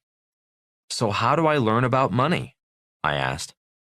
My dad chuckled again, and after pausing to think a moment, he suggested, "Why don't you talk with Mike's dad?" Mike was my best friend. "Why Mike's dad?" I asked. "Because he is an entrepreneur." "What is an entrepreneur?" I asked. "Someone who owns a business," replied my dad. "Entrepreneurs do not have a job. An entrepreneur's job is to create jobs." "And what are you? Aren't you an entrepreneur? You have hundreds of teachers working for you." "That's correct, but I did not create the school system. I am a government employee, just like all the other teachers. Employees and entrepreneurs are very different people." "What's the difference?" I asked. I was 9 years old, and his words, the distinction he was making between the two, made no sense to me. I had heard the word employee, but I had never heard the word entrepreneur. Poor Dad was happy to explain. "Our school system trains people to be employees. Employees do not need to know about money. That is why there is no financial education in our schools," he said. "Entrepreneurs must know about money. If the entrepreneur does not know about money, employees lose their jobs, and the entrepreneur is often out of business." That was the answer I was looking for. I knew I could be an employee. I did not know if I could be an entrepreneur. And if I wanted to be a successful entrepreneur, I had to know about money. A few days later, I rode my bicycle to Mike's house, where his dad had his office in his home, and asked if he would be my teacher. And that is how, where, and when the story of Rich Dad, Poor Dad began. Is education important? In the 1960s, when I was a kid growing up in Hilo, Hawaii, education was not that important. Hilo was a sugar plantation town. There were plenty of high-paying jobs, even for those who did not finish high school. The plantation paid great wages to drivers of the large cane trucks, giant field crane operators, and heavy equipment operators in the sugar mill. On top of that, the plantations paid workers a paycheck for life, which meant they did not need a retirement plan. With a paycheck for life, who needed financial education or a college degree? Many plantation workers made more money than school teachers. The plantations provided company housing, had their own hospitals, healthcare facilities, doctors, and nurses. The plantations paid their workers well, took great care of them and their families, which is why a great education was not essential. That all changed in 1994, the year the last plantation in Hawaii shut down. The owners moved their sugar plantations to lower-wage countries in South America and Asia. The owners, my classmates' parents, got richer, but the workers were poorer. Honoring a great teacher. In February 2018, I returned to Hilo for the 60-year reunion of our 5th grade class. Imagine that. A group who met as 10-year-olds was still holding regular class reunions.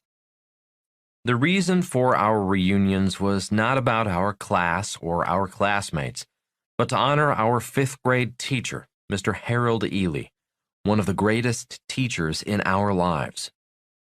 It was Mr. Ely's inspiration that kept me reaching for my dreams, although I failed high school English twice because I could not write. If not for Mr. Ely's early inspiration, I might have dropped out of high school. If not for his early inspiration, I would never have been accepted into the U.S. Merchant Marine Academy and sailed the world. It was in his fifth grade class that I was inspired to follow the great explorers in history, Columbus, Magellan, Cortez, and Cook, and follow a path that led me to the academy, a very tough school. My dream was to sail into Tahiti, which I did in 1968 while a student at the academy. Today, I am best known as a writer, and I continue to travel the world, following in the footsteps of the great explorers. None of that would have happened without the inspiration of a great teacher in the fifth grade. The most important lesson Mr. Ely taught our class was to stand up after falling down, and that falling down and standing up made us stronger. He also taught us never to let anyone rob us of our dreams. Electronic welfare. In 2018, while attending this reunion, I had time to do something I had not done in years: wander around the town of Hilo. I had not been in Hilo since the plantations left Hawaii. In store windows everywhere, I saw signs welcoming EBT. The acronym EBT stands for Electronic Benefits Transfer, a government welfare system that replaced paper food stamps. EBT is a system that allows a recipient to authorize a money transfer from their federal government account to a retailer to pay for products received. The EBT program has been in use in all 50 states since 2004, as well as Washington, D.C., Puerto Rico, the Virgin Islands, and Guam. Stopping in a small food store, I asked the retailer about EBT cards. He said, "Many people cannot survive without EBT," but that, in most cases, EBT alone was not enough to get a family through the month. He went on to tell me that at the start of every month, EBT cards are electronically replenished at midnight. Recipients line up in the evening and rush in at 12:01 a.m. to purchase food and supplies. In many ways, EBT is a reflection of America and the world today. Tying this back to education begs these questions. Will going back to school get people off EBT? Will going back to school bring back high-paying jobs? $1 million in debt. Here's an article from the Wall Street Journal, May 25, 2018. Draper, Utah. Mike Maru, a 37-year-old orthodontist, made a big investment in his education. As of Thursday, he owed $1,060,945.42 in student loans. Mr. Maru pays only $1,589.97 a month, not enough to cover the interest. So his debt from 7 years at the University of Southern California grows by $130 a day. In 2 decades, his loan balance will be $2 million. He and his wife, Melissa, have become numb to the burden, focused instead on raising their 2 daughters. "If you thought about it every single day," Mrs. Maru said, "you'd have a mental breakdown." So here's a question. If Mike Maru went back to school, would more education solve his $1 million problem? Here are a few stats from the Department of Education. 101 people in the United States have $1 million or more in federal student loan debt. The number owing at least $100,000 has risen to around 2.5 million. In 2018, the number one asset of the U.S. government was student loan debt, currently at over $1.5 trillion. This means that for millions of young people, student loan debt is their biggest liability. Here's another question to think about. Does a college education provide financial education? Will education make you rich? From the New York Times, also on May 25, 2018, emphases mine. A Walmart employee earning the company's median salary of $19,177 would have to work for more than 1,000 years to earn the $22.2 million that Doug McMillon, the company's chief executive, was awarded in 2017.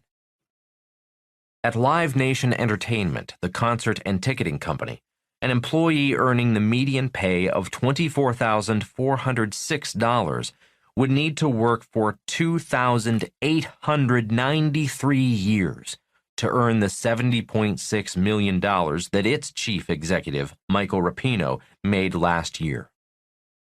And at Time Warner, where the median compensation is a relatively handsome $75,217, an employee earning that much would still need to work for 651 years to earn the $49 million that Jeffrey Bewkes, the chief executive, earned in just 12 months. Stephen Brill cites the research in his book. Incomes for the top 1% rose 31.4% from 2009 to 2012, but crept up a barely noticeable 0.4% for the bottom 99%. Let's review the historical household income data in Figure I-2.1 and Figure I.1 in the accompanying PDF. Will more education solve this problem? Subprime education. In 2008, the world economy nearly collapsed due to subprime real estate mortgages. In 2008, the Federal Family Education Loan (FFEL) program was unable to lend money to students due to the collapse of subprime mortgages. In 2010, President Barack Obama eliminated FFEL and required all new student loans to be direct loans. Private lenders began offering private student loans to students independently from the government programs. In 2012, student loan debt surpassed the $1 trillion mark, as well as credit card debt. As of 2018, federal student loan debt is the #1 asset of the U.S. government. The way I see it, the United States went from subprime mortgages for poor people to subprime education for poor students. Subprime education loans are the worst of the worst loans. At least a subprime mortgage can be forgiven via bankruptcy. Most subprime education loans can never be forgiven. Are schools ever going to teach real financial education? Without real financial education, education will always be subprime. Inflation. In an earlier part of this book, I wrote about inflation. Without inflation, the banking system, Mandrake's magical money show, and Grunch's cash heist will not work. A few reminders. Without inflation, Mandrake cannot pay back the money that was printed. When there is inflation, people spend faster, afraid prices will keep rising. If there is deflation, people stop spending, waiting for lower prices. The banking system must produce inflation, or the economy collapses. Inflation steals from the poor and middle class. The people who can least afford inflation pay the highest price. They pay with their lives. The New York Times ran this piece on June 30, 2018. San Francisco is so expensive you can make 6 figures and still be low income. In the latest sign of the astronomical cost of living in parts of California, the federal government now classifies a family of 4 earning up to $117,400 as low income in 3 counties around the Bay Area. The low-income designation allows people to qualify for affordable housing and a variety of government programs. The average San Francisco area household that receives housing assistance makes just $18,000. The median home price has climbed above $1 million. The second highest low-income threshold is in Honolulu. The New York City area, where a family of 4 earning up to $83,450 is classified as low income, came in at number 9. That pesky question again. Will more education solve this problem? More from the New York Times. This was the headline. Lesson of the Blue Wave Primaries. We are all struggling now. The article starts with the story of Alexandria Ocasio-Cortez, a 28-year-old bartender and Democratic socialist who beat longtime incumbent Joseph Crowley in the Democratic primary. The article was about why socialism is gaining in popularity and promoted a new book, Squeezed, on the causes driving a socialist agenda. Squeezed, Why Our Families Can't Afford America, examines the deteriorating fortunes of the middle class, the teachers who sustain themselves with second jobs as Uber drivers, the young adjunct professors on food stamps, the unemployed 50-year-olds with few prospects, the junior lawyers far from the Wall Street partner track, carrying heavy student loan debt whose work is already being automated. The New York Times article continued, if you live in a place where a master's degree won't permit a lifestyle that looks much different from an office clerk's, if in fact it means you moonlight in a cubicle you despise and eating lentils for dinner in the Rubbermaid take-alongs you brought from home, it follows that you will be less likely to think of yourself as a member of the privileged elite to which you have been told you belong, and more inclined to find affinity with the broadening numbers of the more obviously oppressed, and vote accordingly. Ocasio-Cortez ran on a platform of free Medicare and tuition-free public college and trade school. She won with that message. Here's that question again. Would free college educations solve the problem? And if the government gave all deserving people $1 million, would the $1 million make them rich? If millions of dollars made people rich, why are 60% of former NBA players broke within 5 years of retirement? Why do most lottery winners fail to use that financial windfall to secure their financial future? We've all heard the stories of lottery winners who could have been set for life but are broke. Let's take this to a higher level. Why is America, the richest country in world history, so deeply in debt? And my favorite question, why is there no financial education in our schools? There are many reasons, a number of answers, many excuses, and many solutions, none of them easy. The issue continues to be sidestepped and ignored. Another can kicked down the road, and we wonder why we see the problem of growing income inequality. In Part 2, Fake Teachers, you will learn how to spot fake teachers from real teachers. As my poor dad explained, most teachers know nothing about money, so how can they teach you about money? But it's not only school teachers who know nothing about money. Many financial experts know little about money. Most have never really studied the subject of money. Most are not rich, and yet they get paid for being financial educators. Many financial experts make the subject of money confusing, using jargon and words most people do not understand. Jargon and vocabulary that make them seem smart and you stupid. They are not real teachers. They are financial con artists. Make the invisible visible. Since money became invisible in 1971, the most important thing I can do is do my best to make real financial education visible.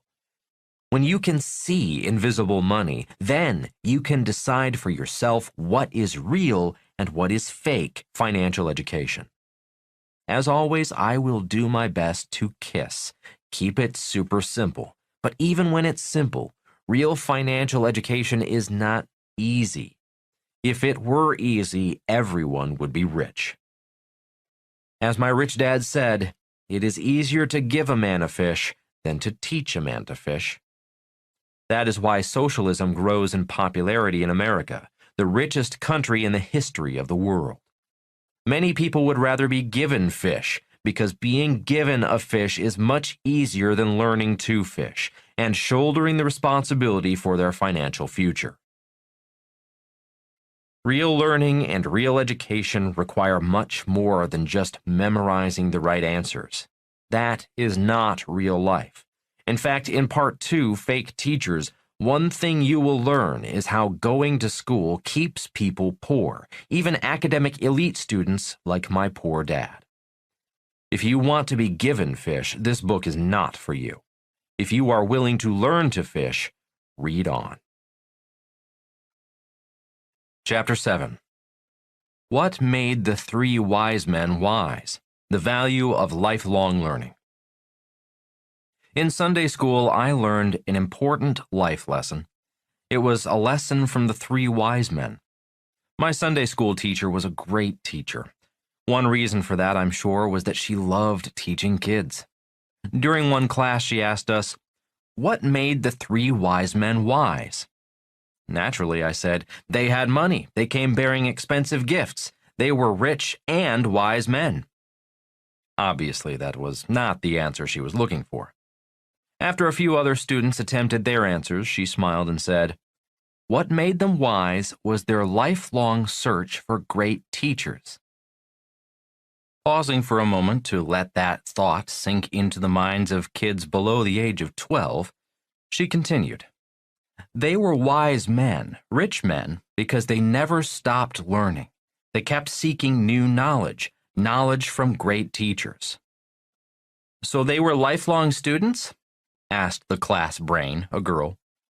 "Yuck," said one of the boys. "I hate school. I hate learning." Nodding and just listening for a while to the different responses from her Sunday school students, the young teacher smiled and said, "As you go through life, always remember the lesson from the three wise men and what made them wise." It was then I understood the wisdom of my poor dad, a very wise man. He had encouraged me to seek a new teacher in my rich dad, another wise man. He was wise enough to know that the teacher I was seeking would not be found in the school system. Prep school education, unfair advantage.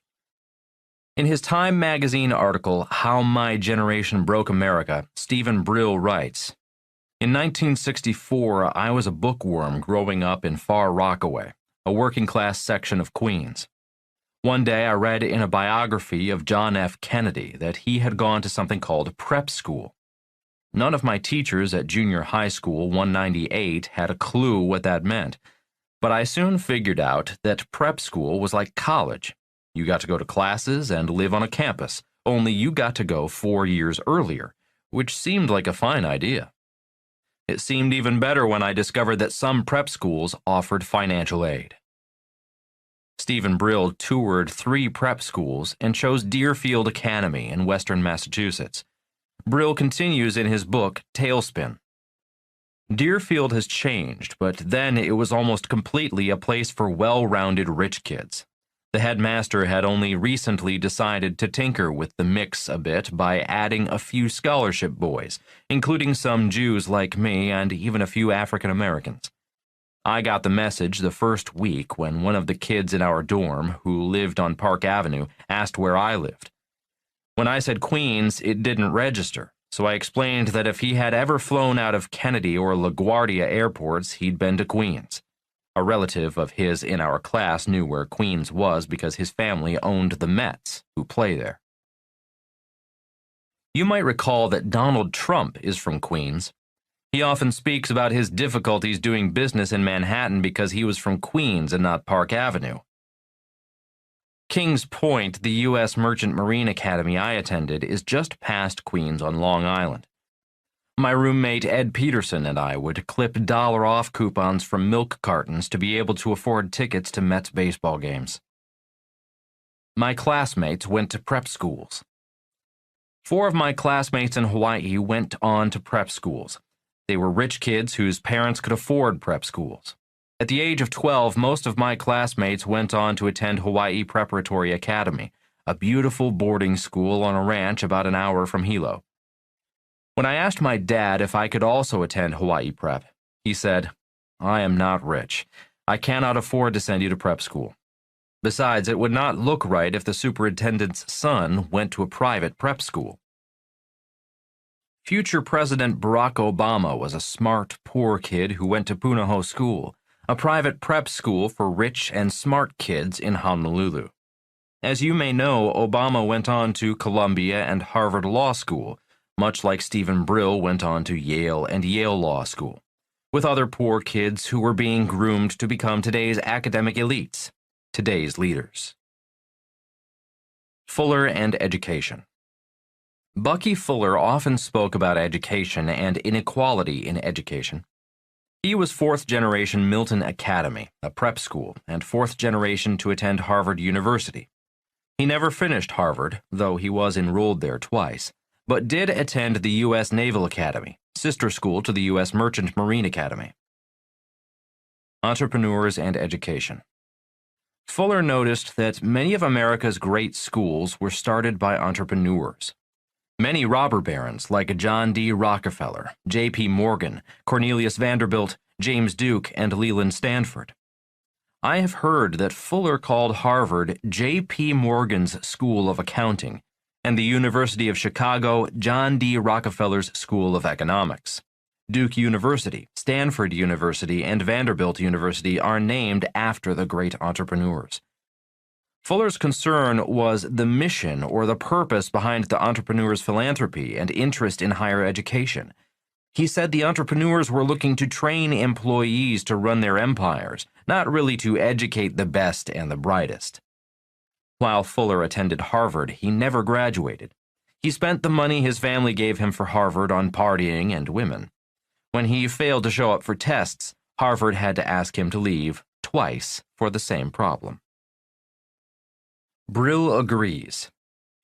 Kennedy, Bush, Trump, and Romney came from the class of inherited, multi-generational wealth. They came from families who could afford the best education, starting with prep schools, private tutors, standardized test prep, and tutors to get them into the best universities. Brill recounts a meeting while still in prep school with R. Inslee Clark, Jr., the dean of admissions at Yale. After a brief interview, Clark assured Brill he would be admitted to Yale. Brill did not need to apply anywhere else. Brill states, "What I didn't know then was I was part of a revolution being led by Clark, whose nickname was Inky. I was about to become one of what came to be known as Inky's boys, and later, girls."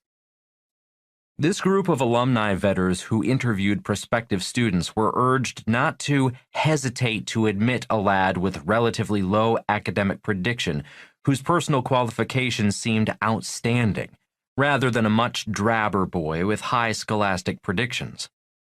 One Yale alumnus objected. He had this to say about letting in non-white poor kids. "Let me get down to basics. You're admitting an entirely different class than we're used to. You're talking about Jews and public school graduates as leaders. Look around this table. These are America's leaders. There are no Jews here. There are no public school graduates here." That alumnus lost, and non-white kids from public schools began to be admitted to Yale and other brand-name schools. It is this same group of extremely bright students from the poor and middle class that run the world today. Today they are Barack Obama, Bill Clinton, Hillary Clinton, Ben Bernanke, and others. These are the new elites who did not come from wealth. These are people who had to work very hard to get into the best schools and gain their wealth. This is the theme of Brill's angst. Many of the most talented, driven Americans used what makes America great: the First Amendment, due process, financial and legal ingenuity, free markets and free trade, meritocracy, even democracy itself, to chase the American dream. And they won it for themselves. Then, in a way unprecedented in history, they were able to consolidate their winnings, outsmart and co-opt the forces that might have reined them in, and pull up the ladder so more could not share in their success or challenge their primacy. Translation: the very smart, hard-working, driven, poor and middle-class kids won the American dream, then changed the laws and the financial system so others could not follow their success. The only way the ordinary person can gain their status is to become one of them, starting with the right prep school. Brill comments on the end of democracy. As a result of their savvy, their drive, and their resources, and a certain degree of privilege, as these strivers may have come from humble circumstances but are mostly white men, America all but abandoned its most ambitious and proudest ideal, the never-perfect, always debated, and perpetually sought-after balance between the energizing inequality of achievement in a competitive economy and the community-binding equality promised by democracy. In a battle that began a half-century ago, the achievers won. Translation: to hell with democracy, I got mine. This is why socialism is growing in America. That is why I saw so many signs in Hilo welcoming EBT cards. This is why a relatively intelligent dentist can be over $1.2 million in debt and not know how he and his wife can earn enough to pay it off. This is why student loan debt is the American government's greatest asset, over $1.5 trillion and growing. And this is why America is now a debtor nation, printing more and more money to pay off the debt printing money creates. America is much like a person who uses his credit card to pay off his other credit cards. This is why there is no financial education in our schools. Financial stupidity is very profitable for people who know how to print fake money. The good news. It was my good fortune my poor dad could not afford to send me to a private prep school. It was due to my realization I was poor, at least relative to my elementary school classmates, that I wanted to learn about money.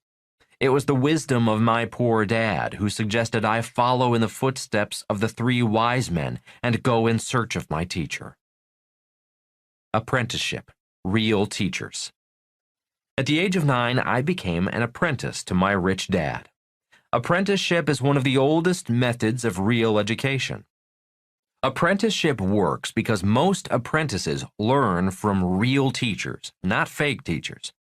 For example, in medieval days, if you wanted to learn to be a blacksmith, you learned from a real blacksmith. About 2 to 3 days a week after school, I would go to my rich dad's office and work for free. His son, Mike, and I did things such as pick up trash, tidy the office, and other tasks a 9-year-old can handle. After about an hour, Rich Dad would bring out his Monopoly game and we'd play. Rather than just throw the dice and move the playing pieces, Rich Dad would teach us, asking us to think before we made a move and explaining different age-appropriate financial strategies for 9-year-old kids. As we grew older, our apprenticeship tasks became more about business and investing, yet we always ended up playing Monopoly, receiving financial education for our free labor. On a regular basis, Rich Dad would take his son and me to see his green houses, as represented in the Monopoly game.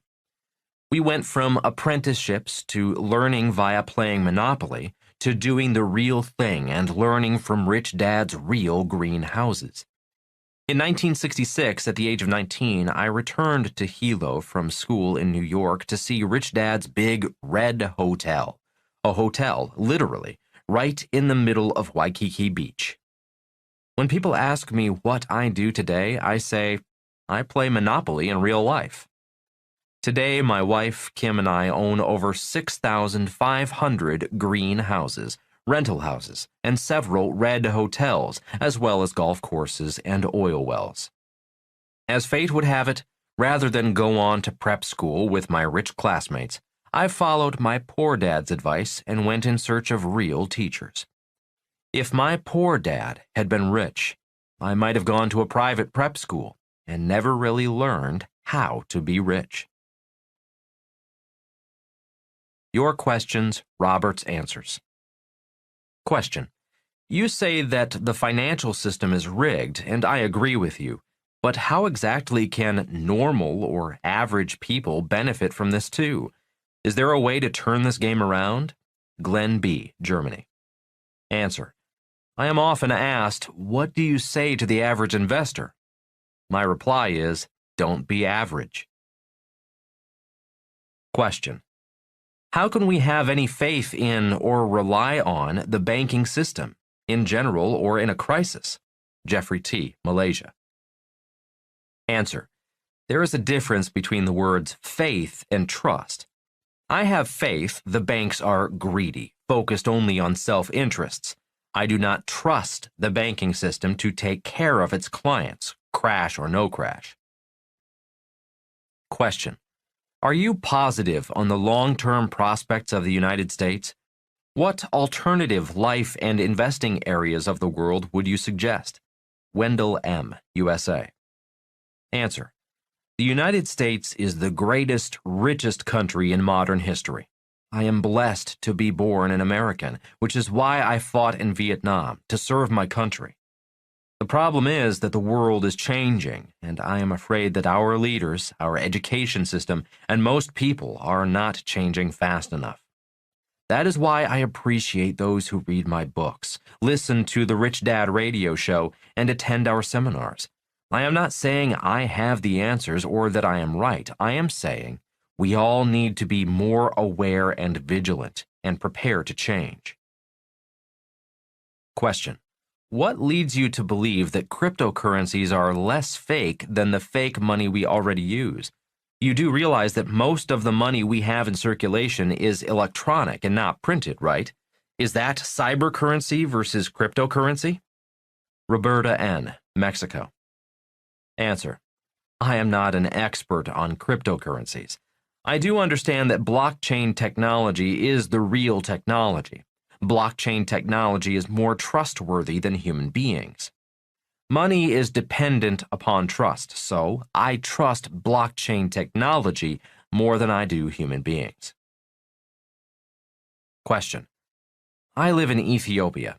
Is fake everything affecting every economy in the world? My country is growing fast, but it has lots of weird financial systems. Simeon T., Ethiopia. Answer: Ethiopia, as well as the continent of Africa, is very rich. That is why the Europeans colonized Africa centuries ago. The problem is that the Europeans installed a poor education system, and the result is a rich country on a rich continent with rich people who struggle financially. Question: why does our money say "In God we trust"? Is it something that instills the truth that gold is God's money, but put on the fake money to trick us? Benny J., India. Answer: glad to see other people asking the same questions I've asked. What do you think the answer is? Why would a government state "In God we trust"? Why not "In government we trust"?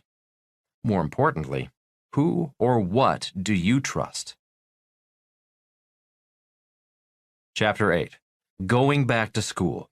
Fighting What's Fake.